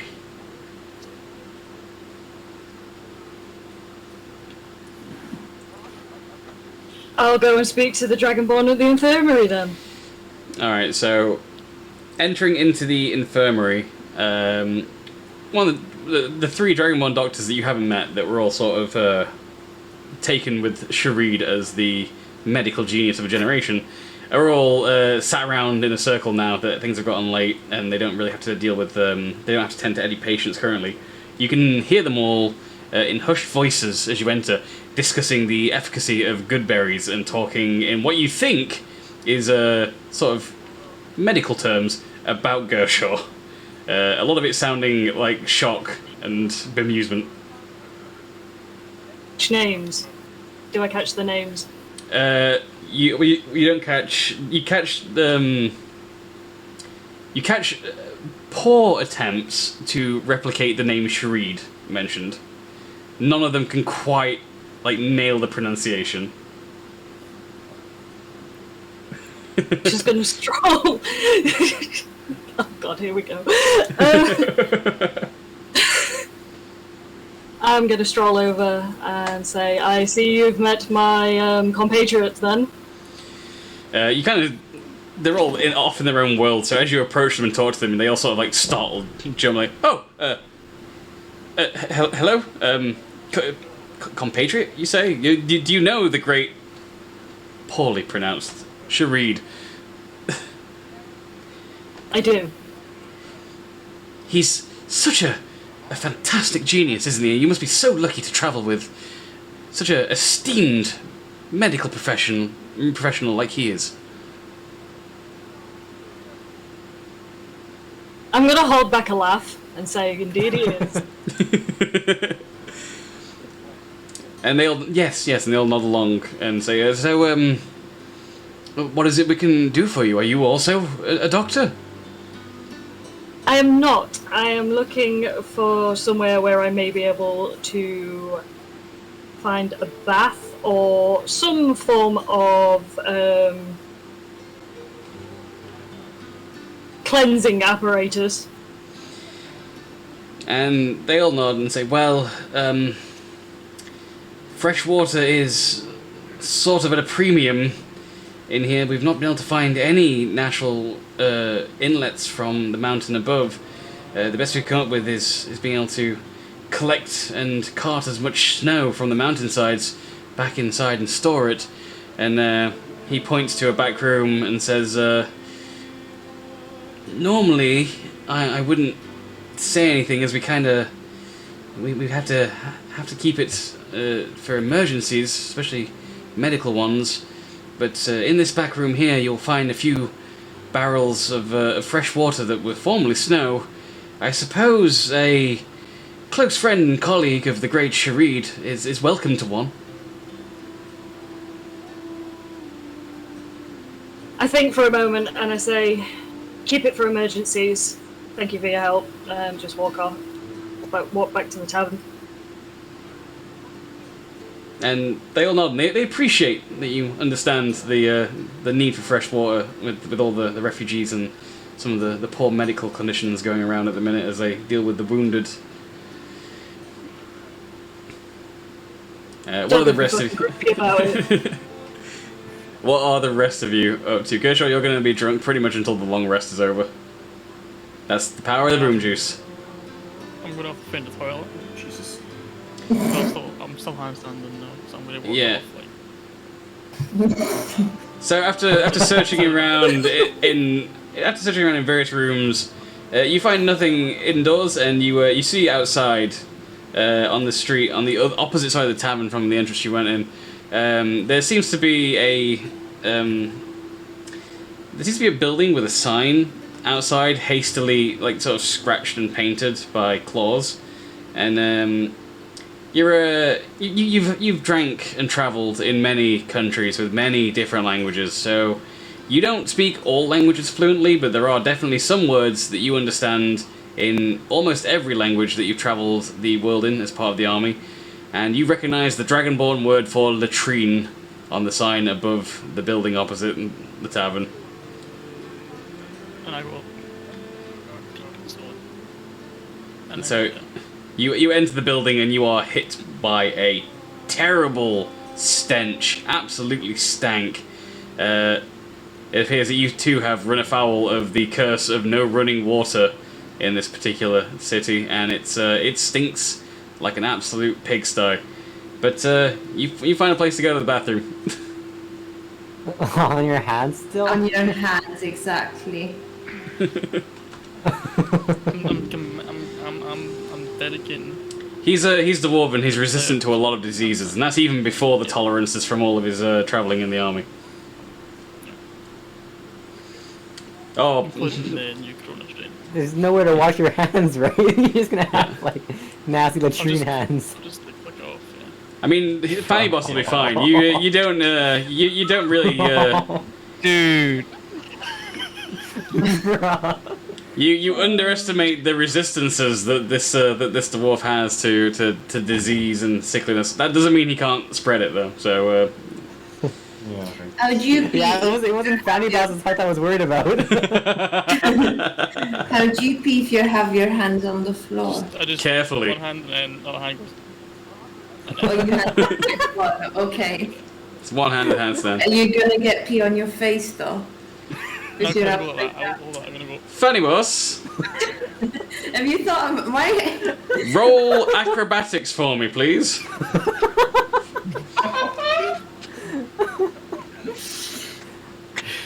There is only one result I hope for. I'm sorry. I know for jokes I normally give you a pass and let you just always insta-pass acrobatics, but this time no, you're gonna have to roll for it. gross? 7. 8. Oh, we were so close to a great. No, don't put your hands on your face, Justin. No. Yeah, no, you know, you're fine. Don't even splash anywhere. Completely perfect. The DC was a 7. So well done. Obviously, for meme purposes, the DC was a 7 on that one. My favorite is that his nat 1 and 7 are the same roll. Exactly. I am going to keep increasing the DC on his acrobatics checks for things if they get too out of hand, but for now, I'll let it slide. It was going to have to be a nat 1. So yeah, you again find the latrine, and you don't mess. What are the rest of you up to? Anyone else want to do anything else for the rest of the night? You are reminded by Vim at one point during the conversation he's having with Am. He does sort of turn to the table and says, "I better remind them," and says, "Astoria did tell you guys, right? Didn't she? Tell everyone that there's like a whole bunch of different houses and residences in the city, and most of them are abandoned. So just pick one. If someone's stuff is in there already, then it's obviously taken. But like any of the others are good." And he turns back to Em and in Thieves' Cant, he says, "I mean, there's other stuff lying around." So, how's the floor here? I want to sit down next to Versha. Oh, hey. Hey, buddy. Hey. How are you doing? How are you feeling? Oh, I dropped thing, and I'm gonna. Oh no. Yeah, I'm doing okay though. I'm So- doing. So what's all this about you being a celestial then, eh? You wanna know the truth? I do, actually, yes, tell I me. have no idea. That is, frankly, that is inspiring. I think that is quite something. So Do you want to sign my book? I mean, given that we've got a celestial among us, do you want to sign your autograph? Sign your name, as it were. And I put my book on the table. And a pen, quill. I don't quite know what the setting is, but in that regard. A utensil of writing. It would be a quill. A quill. Why do you want me to? What is this? I mean, I always thought, you know, to be honest, I always thought you were a bit of a silly goose, a bit of a Tuscan, but now I hear you're a celestial. That is cool. Like, I can appreciate that. I would like your autograph as a, Okay, you know, as a thing to collect. I got this.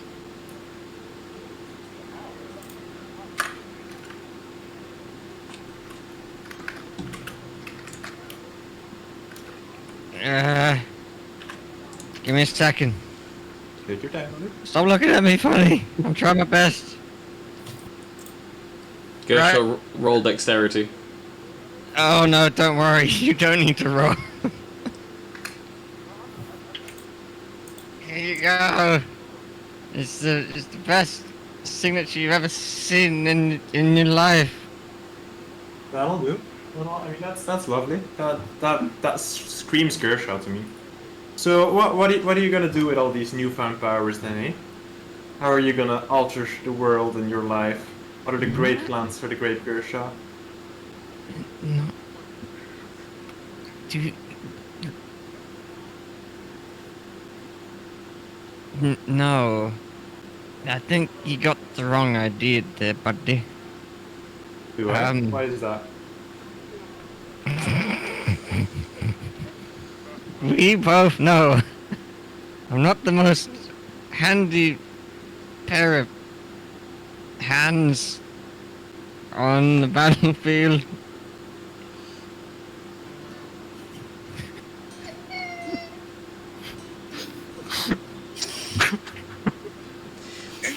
Even Vim and M stop talking shop and just sort of turn to like listen.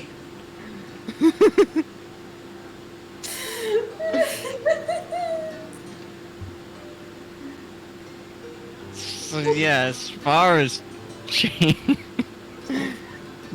changing the world goes, Well, I how about just- changing yourself? This could be the first Cha- step to a greater Gershaw. I mean, I just want to know what's going on, man. You know, like I genuinely have no idea what's going on. Like, I got that note and I read it and it was honestly doesn't explain much apart from the glowy shit on the what was the thing, you know, where I nearly Just killed so us. I know what you're talking about. Yeah. Yeah, Well, it's yeah. a start. It's a start. It's a start. I mean, knowledge. sorry about that, by the way. I didn't mean to do that. It was just an impromptu moment. Don't you worry about it. No. That's Yeah, you know, I mean, like, I think we're even now with the whole dragon situation. I mean, that was bad, man. That was a bad dragon situation. Are you being silly on purpose, Gershaw? What is this?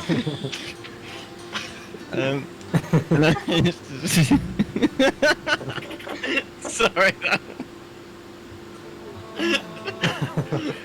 Care to elaborate what you're meaning there? It was, well, it was a very impressive whoosh that you did.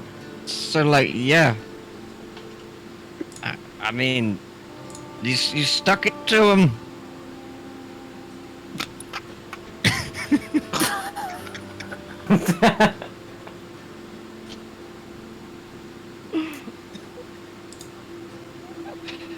Look, I know I don't explain a lot of things, but that's because I don't necessarily know a lot of things. You explain them as they are in your mind. Okay. All I ask is that if I do some crazy shit in the future, I mean, trust in the process. What process is that? Is Trust this your new power? Your in the celestialism? floor.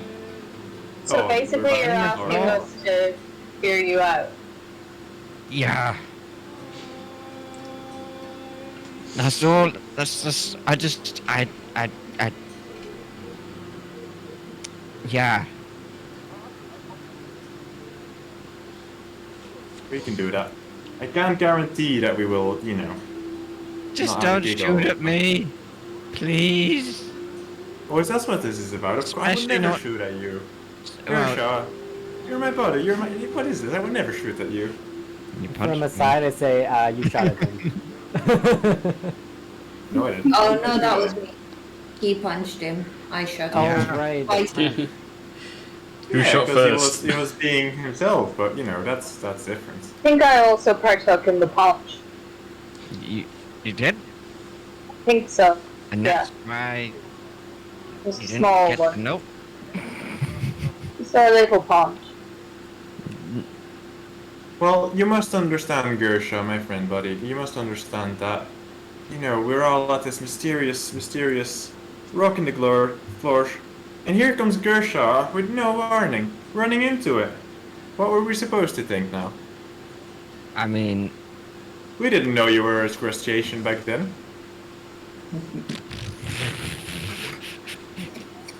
Like, we Can learned I- these things. Can I just interject with you literally shot an eldritch blast at a dragon? can't say shit. yeah. Ooh. And Gershon Ooh. was running towards the obelisk like this. It had to be stopped.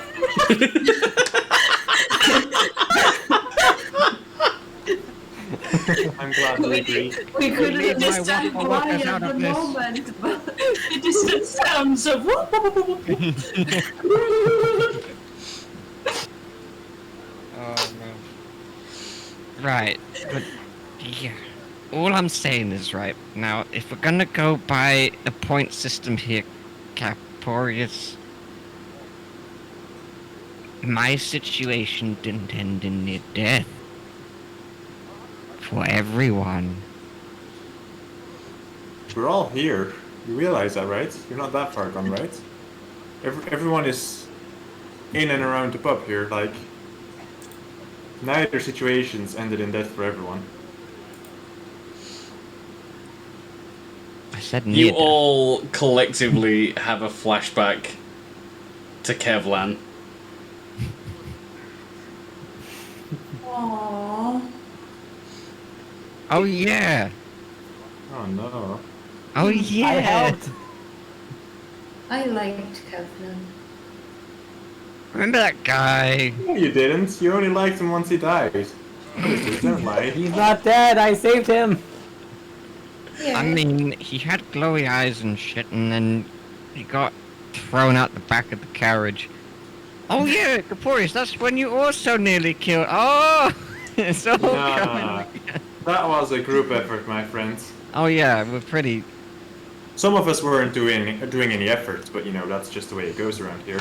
I That's a mean, different story, of course. that's where I come in. This Yes, is that all- was the stuff all I the was puzzle taking. pieces are fitting.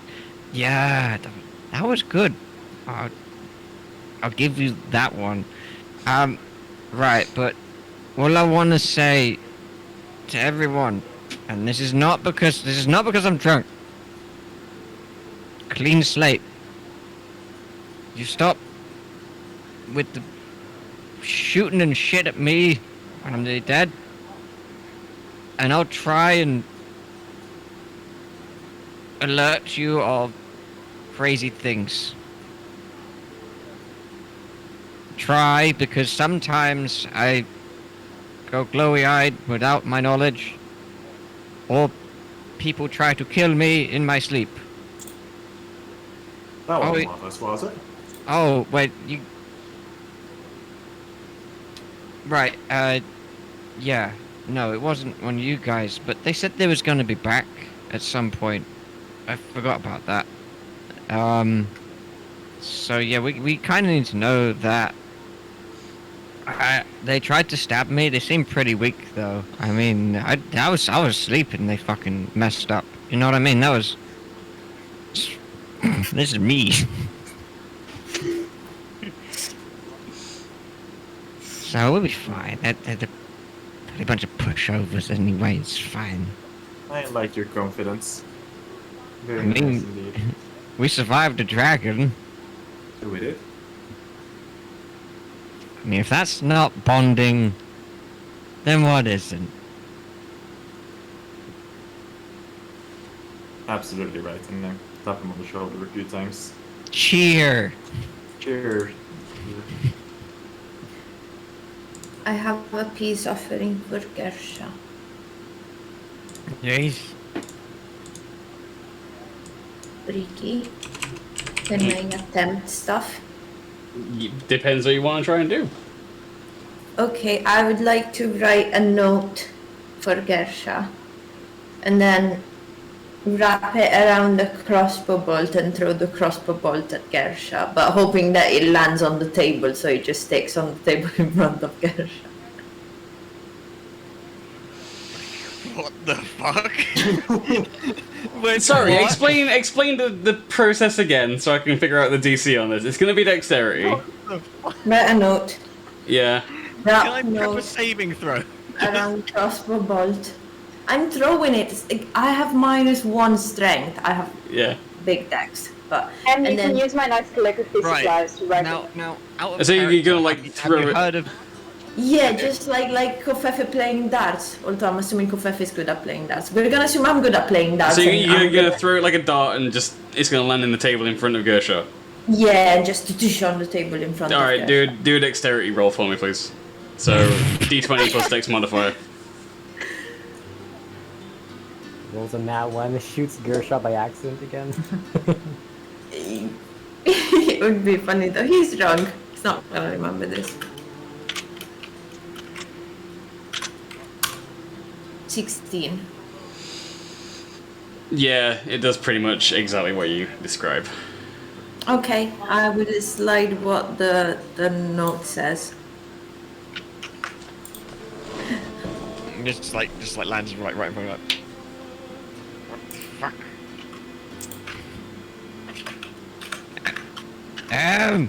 Stop trying to shoot at me. I just said clean slate and you already go. Oh. What does this say? That's for you, buddy. Sorry, I shot you. And it says BHMT. No, what? Why are we hearing wrist noises? Guys. BHMT 35. Can you shut up? I'm trying to read this note. God damn it! Let me get the fucking piece in here. I mean, for fuck's sake, I find out and I go for this emotional moment, and you fuckers just go away. You know what? I'm not even gonna look at the ceiling. I know you're there. I know you're Just a there. charge. That's your Yeah. moment. Don't fuck with me. I am half Jesus. Infestation. Yeah, that one. Can I look outside? Yeah, you can look outside. Do I see anything outside? Immediately outside the tavern? No. Do I see people panicking? You see a few of the Dragonborn that were sort of traveling between buildings, just sort of stopping and like looking around and looking up. But you'll find out more once Gershwell reads his note. Yeah, I'll go back inside the tavern. Nothing happened out there. It's fine. So, what does this mean? BHMT 35. Just remember to use this in times of need. I think that's now. How do I redeem it?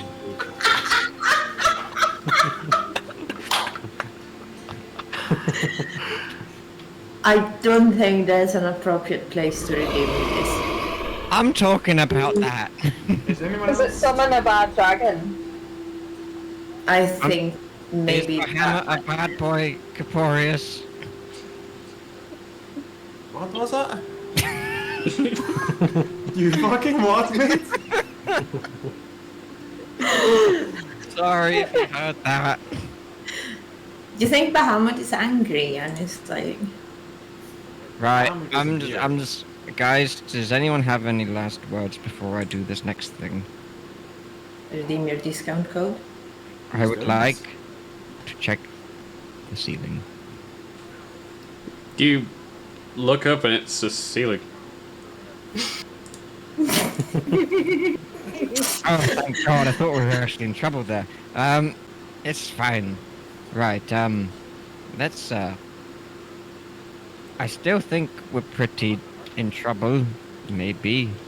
So in the time that Shareed has walked outside, seen people standing around, then walked back inside the tavern, since then you've seen another dragonborn. You've not seen this dragonborn before. One of the soldiers has rushed into the tavern and started talking sort of excitedly with some of the other guards that are sat drinking, and you overhear snippets of the conversation, and you can hear things like, you wouldn't believe, I couldn't believe my eyes either, like, no, seriously, it's happening right now.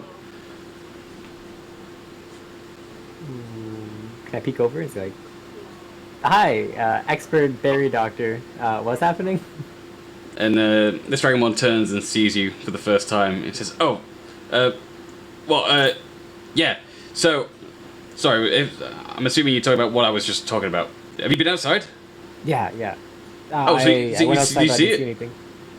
I Oh, didn't see it. What is it? and so he grabs a beer and he starts like drinking that down while he's talking to you now and the other guards, and he's like, I was just outside on patrol. I was guarding the front entrance with like 4 or 5 of the other sentries. It's been pretty quiet, so we were sat around playing a few games of cards, dragon chess, what have you, just keeping an eye out on the path. And then, wouldn't you believe it, from the mountain over yonder, we see this huge white dragon just launch itself into the sky, blazing white hot breath everywhere, and it unfurled its wings and we just watched it fly away all the way to the east.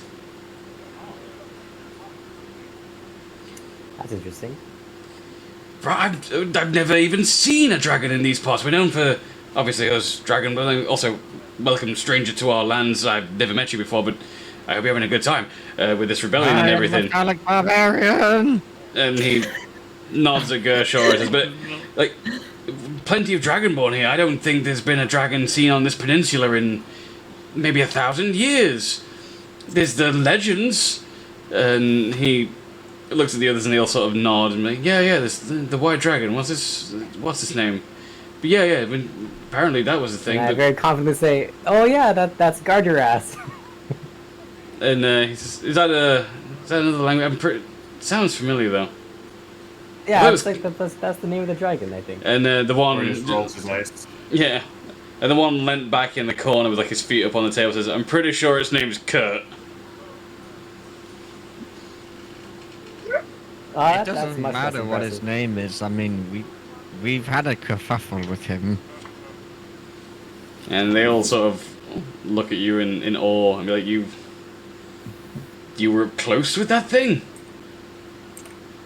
I mean, Caporius got a better look at him than I did. And they all sort of like turn in unison to look across the tavern and look at Caporius. I say, yeah, we fought the dragon, get over it. I mean, such a simple answer. They're all kind of sat around amazed and be like, get a load of the prince over here. Fighting dragons and making a rebellion. You can tell that at least 3 of them are like getting pretty wasted at this point. And they clearly no longer care about the usual like protocol when it comes to dealing with royalty as part of the rebellion. I say, don't you ladies need to go stand guard outside? One of them stands up and mimics you in that sort of, don't you ladies need to go stand outside? He's like, drowns his beer and just walks out of the tavern. He's like, yeah, you should guard something yourself, Prince. He went outside. Got what I wanted. Ooh, got you good. I'm just joshing. How about we get you to bed, Gershaw? What do you think? Might be time. Floor time? Yes, sorry, floor, of course. We'll find you a nice wee house with a nice floor. I mean, what about, guys? What about the dragon? It flew You're away. resting on the floor with the dragon. Those of you that are not drunk, or drunk enough to understand how directions work, the guard just told you the dragon flew off to the east. You are west of the dragon currently. It's flying away from you. Flying back towards the mainland. Okay, I think it knows where we are. She's going the other way. It flew away from you. Guys, I have a feeling. That tonight's gonna be a good night. No, How but do we... I think I might have a couple of black eyes if I keep talking. So hand me them peas. And so the party makes their way to various residences to set up for the night. You all sleep soundly wherever you have chosen to stay, and as dawn rises, softly illuminating the inside of this crystalline cavern, the Echo Caverns,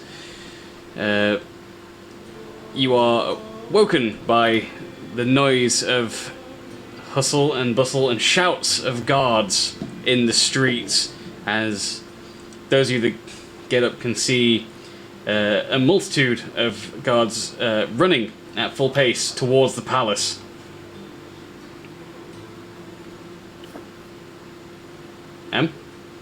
Before people wake up, I would like to sneak in as many houses as I can until I find where Gersha is sleeping.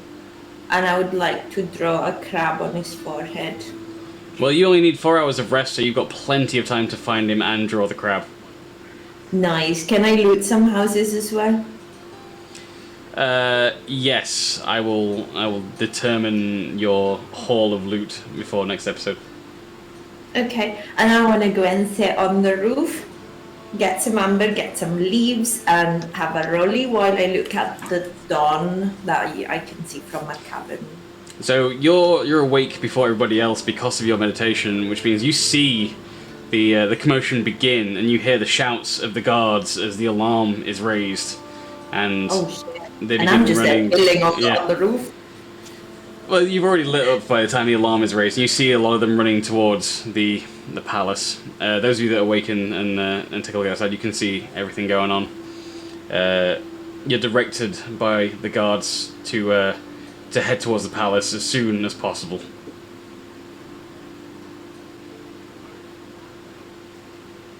I will collect my things and see if we can meet the others downstairs, Yeah. and or make my way outside.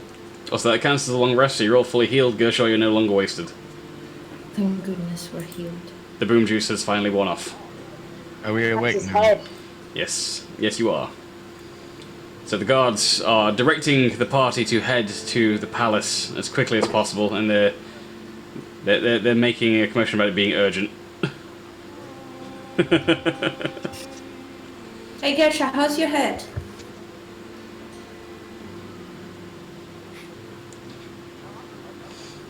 No. I go very loudly next to Gersha, like the loudest I've ever talked, and be like, "Good morning, sunshine," and pat him on his shoulder. I disliked that. The next loud noise that Gershaw hears is one of the sentries barking at him. Move! Get to the palace, quickly! I'll go on my own time, man, but yeah, I'll go. And you are rushed along, all 7 of you, until you make your way up the palace stairs. And inside, you find the higher ranking members of the rebellion all discussing something with very serious tones. And you see Astoria stood at the just in front of the golden throne as she sees Caporius and beckons him and the party over to join her. Walk over. And as you all join her, she places a hand on Caporius' shoulder and whispers, "I think things are about to get a little worse." And she directs the party's attention to a sentry stood before the higher ranked members of the rebellion, and she directs him, "Please, again, inform everybody of what you have seen." And the sentry makes his report, and he says, "Yes, ma'am. This morning as the sun rose, we saw a contingent of Imperial troopers marching up the mountain towards us. It appears they were all clad in green, each of them a dragonborn like ourselves. We counted no demons, but they are headed towards us." And with this, some panic breaks out. You hear several of the voices of the officials all speaking at once, uttering the same ideas. Like, I didn't think they would dare to march the mountain without the demons backing them up. How many of them can there be? And a few hushed tones of like this. Probably more than enough to wipe out those of us that are here. And the larger panic begins to set in as Astoria calls for silence and begins to make plans to evacuate the caverns. And she looks to you, Caporius, and she says, "I'm really going to need your help with this. We'll have to move everybody somewhere safe. I'll check the maps. If we can arrange everybody, we probably don't have much time." And What people are we talking about here in that? Finish the card coming up. And she says, including refugees among us, we have somewhere numbering 350 to safely move to another location, and that doesn't include supplies that we will need to survive. Okay, what about the group coming up? The Imperial guards. And the sentry gives you the report and says, "I saw with my own eyes at least 3 legions beginning to march up the mountain, and a full contingent of demons stood at the base of the mountain in formation. They haven't dared to march the demons of the mountain. I think we are safe from those for now, but our dragonborn brethren march upon us as we speak." Is there a choke point entering the village? To which Astoria nods to Shrewd and says, "Of course, I'm sure you would have had to have crossed over the mountain through the chasm, though that is not the only route, it's just the safest route that we take. There is another way to reach this particular region of the mountains that would allow to march an entire platoon north, not to mention directly through the mines." Where's the closest mine entrance to here? And Astoria lays out a map on a table and points to one that is to the west, that is a much older mine, one that you'll have known was in operation even when you were a child here in the peninsula. And on the other side to the east, she marks a location that you are familiar with, being the entrance to the dragon's lair. If we manage to block off the extra entrances, I might have a plan that we could do. Hey, Shareed. I Hello? got a crazy idea, and I know you're the person who thinks of the things, so I don't know whether this will work, but hear me out. Hear me out. Yeah. Now, you know that dragon was pissed with us for just like coming close to the gold? Well, Uh-huh. what if we were able to kill two birds with one stone here? So, sorry, I didn't mean to offend you with that one. I mean,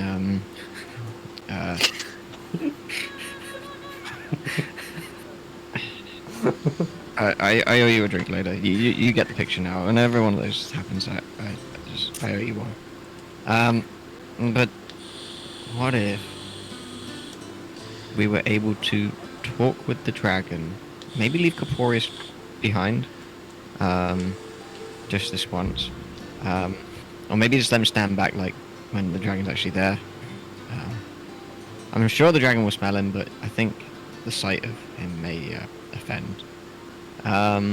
Sorry, Corporius, you're the one who like. You were doing so well and then you got so distracted so fast. I'm sorry. But yeah, if we're able to talk with the dragon and potentially not warn him, because that might offend him, but just let him know that there were these legions boasting about how they're going to steal his gold. And they've Now hear me out. What if we steal his gold, deliver to the legions, and then sit back and watch? I was going to suggest that. I think The dragon already knows of us though. What if we go in? What if we somehow get the Legion to believe that we are the tail end of this resilience? That's not the word. Rebellion. And we flee into the cave, Dragon's Cave, and somehow make our way out of there, leaving them to find the gold on their own. I don't know. I think that we've either got to corner them, like Shareed's mentioning, into the gold, or we try and make Dragon friend. I don't want to burst your bubble, but the dragon's fucked off.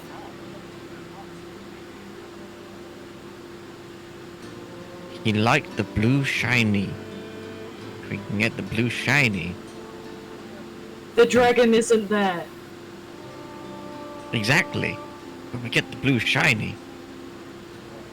And we leave it in a precarious place. Maybe for the commander to find or something. How defendable is this place? Before Astoria can tell you anything about the defences, a familiar figure runs from the entrance of the palace up towards the group and Astoria. You all recognize him immediately as Otto, as he pants out of breath before the throne. Just you look at him and you can see that he's covered in snow and ice and has clearly run a very long distance in a short time. And once he finally catches his breath, he says, 2 legions, Western Mine, 5 legions, Eastern Mine. Echo Base is compromised, we have to go. And with that, we are going to end this week's session. So that we can have a siege next week. So there we have it. That is the end of episode 24 of the Ebon Death. Finally starting to dig deeper into the storyline of Corporius. And I hope you guys have enjoyed following along this evening. Let's go through our fantastic players. Starting with, let's do it in a reverse order. Drunkard of the Week. Sorry, that freaked me out. Thank you for the bits, but it's playing the sounds but not the alerts, so I just heard like Chica scream in my ear.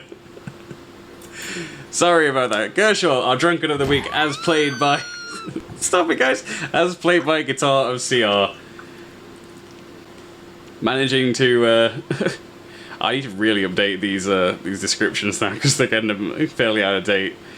But yes, our human monk and half crustacean. I'm sure now that he's had his wicked binge on the experimental boom juice, he'll hopefully be back to being useful when it comes to dealing with the situation about to befall the team. The secret is never be useful.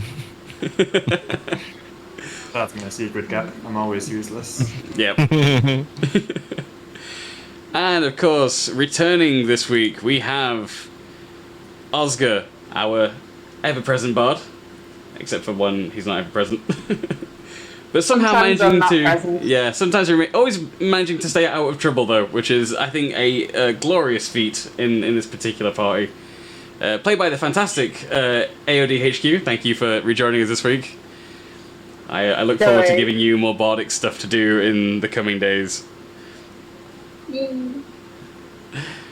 And trying to not terrify an entire city, we are joined by Solgra, played by Schliefudi.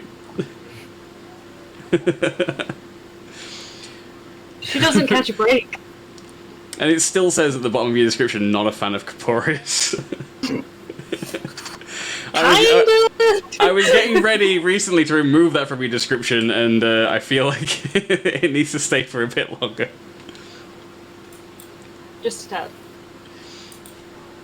And, of course, where would any of us be without the fantastic Russell _ the dude playing Fanny Boss, the most acrobatic and questionably hygienic dwarf we've ever met.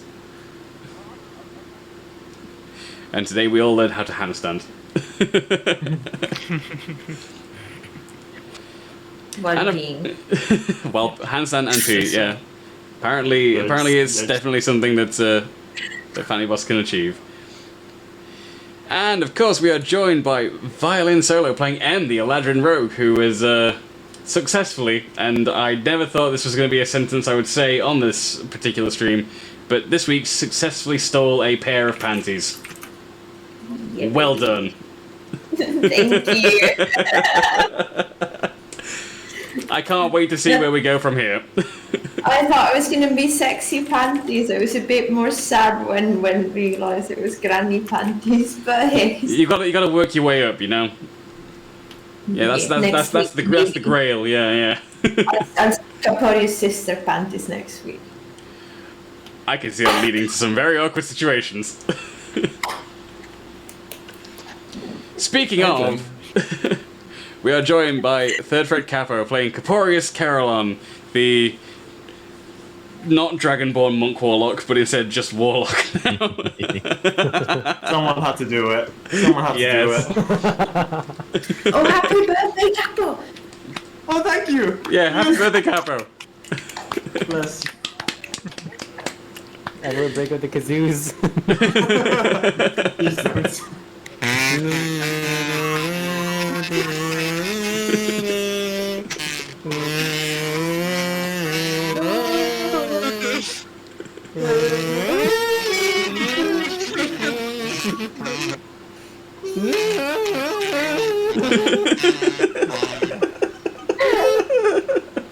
I regret nothing. I just tried to kazoo quietly and it didn't really work. What more is there to say? And finally, because I did this in a weird order, we are joined by Cactus Room playing the apparently well-educated and very intelligent Dr. Sharid.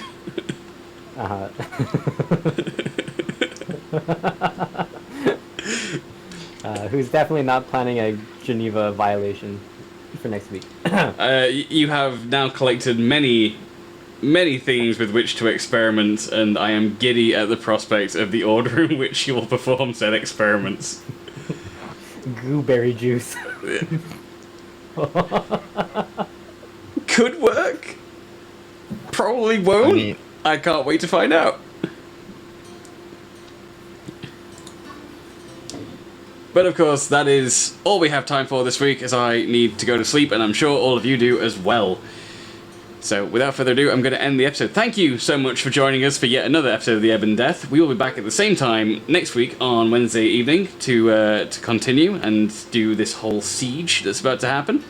If you're joining us in for more D&D, of course, several of us also play characters and torture Cactus on his stream on a Sunday night, playing the campaign, which I'm having a lot of fun only having to voice and deal with one character as opposed to all of them.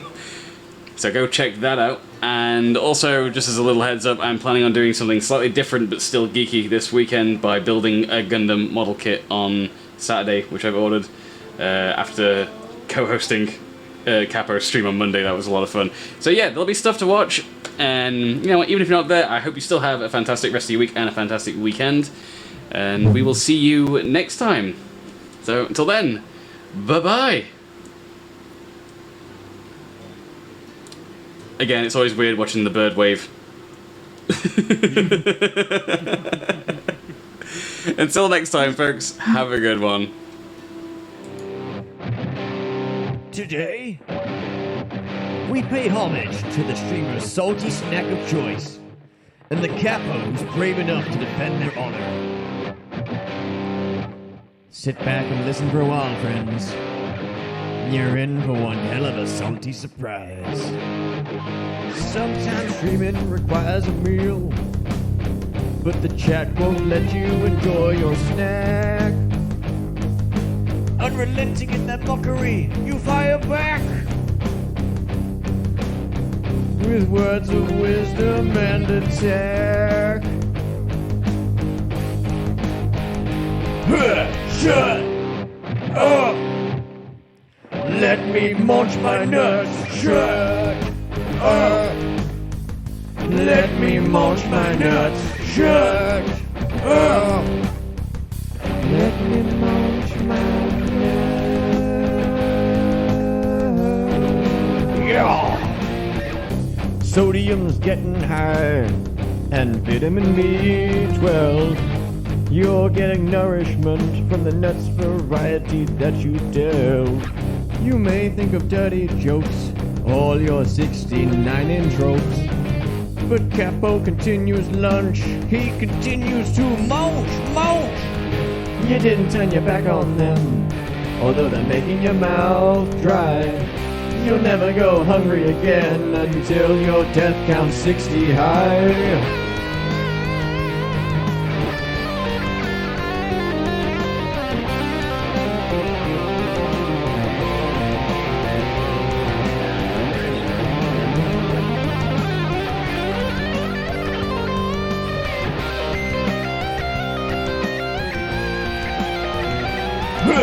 Shut up!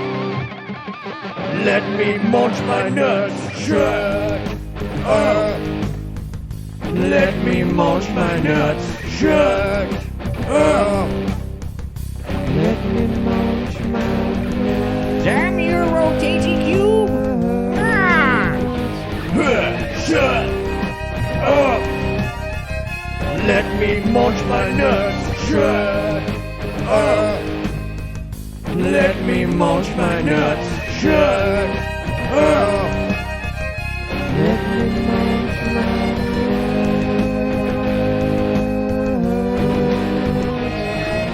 Shut up!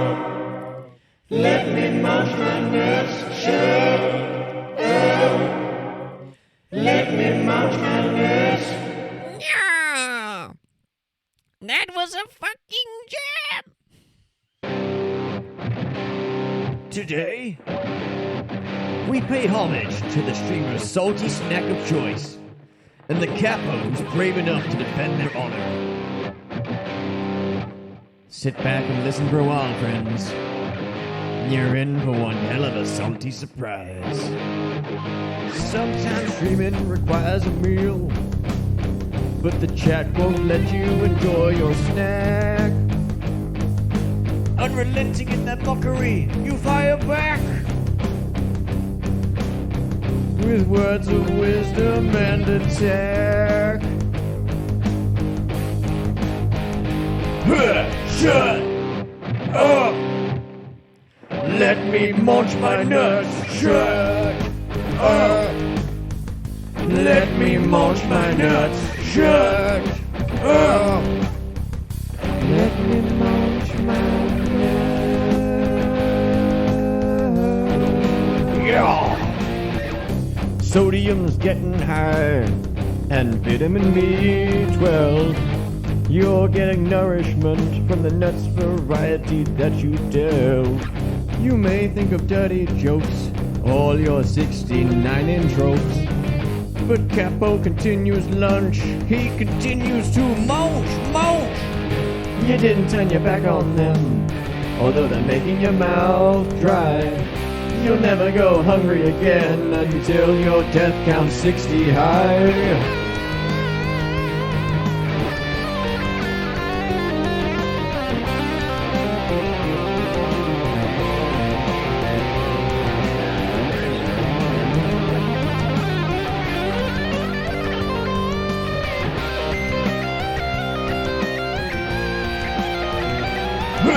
Shut up! Let me munch my nuts. Shut up! Let me munch my nuts. Shut up! Let me munch my nuts. Damn you, rotating cube! Shut up! Let me munch my nuts. Shut up! Let me munch my nuts. Shut up! Let me munch my nuts.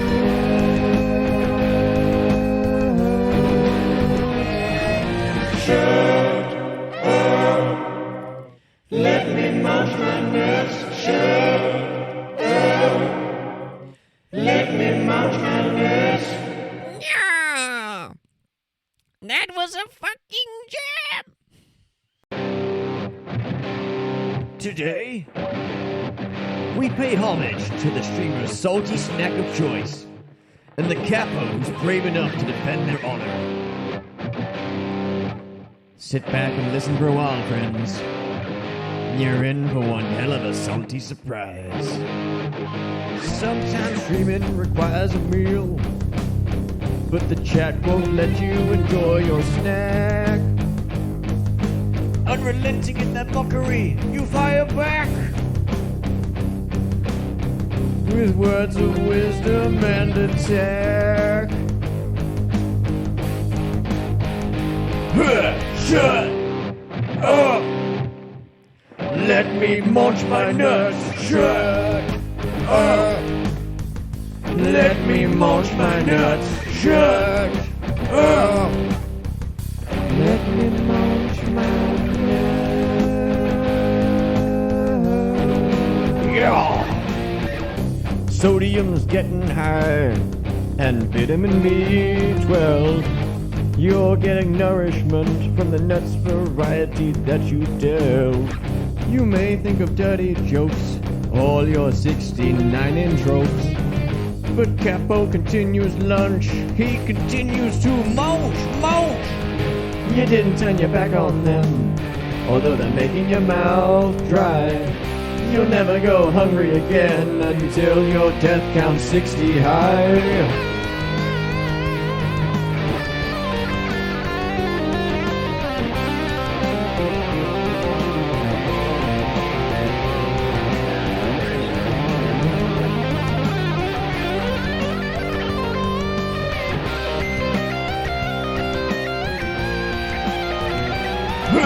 Shut up! Let me munch my nuts. Shut up! Let me munch my nuts. Shut up! Let me munch my nuts. Damn you, rotating cube! Shut up! Let me munch my nuts. Shut up! Let me munch my nuts. Shut up!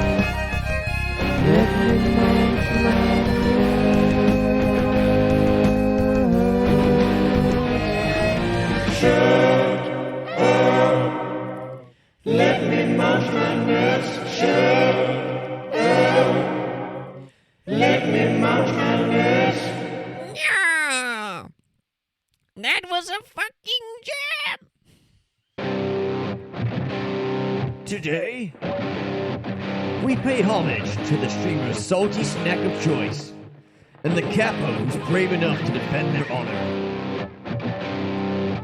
Sit back and listen for a while, friends. You're in for one hell of a salty surprise. Sometimes streaming requires a meal, but the chat won't let you enjoy your snack.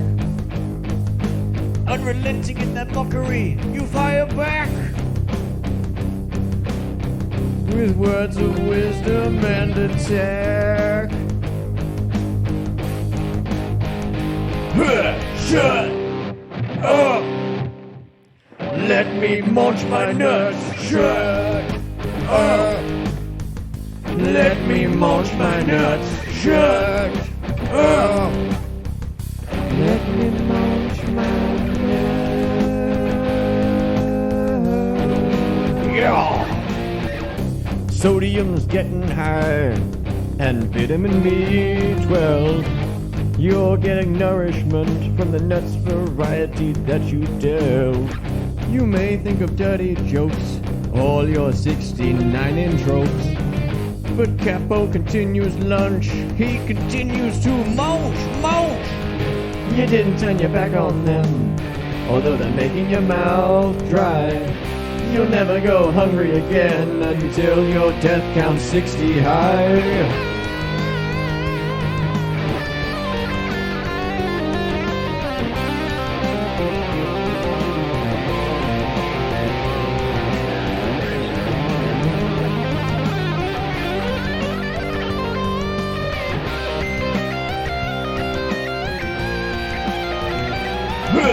Shut up!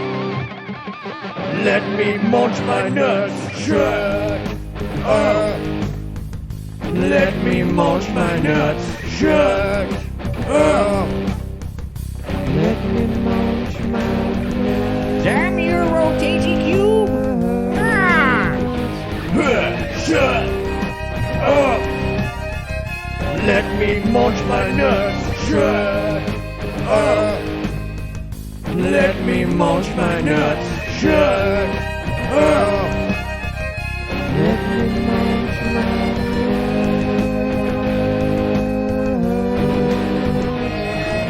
Shut up!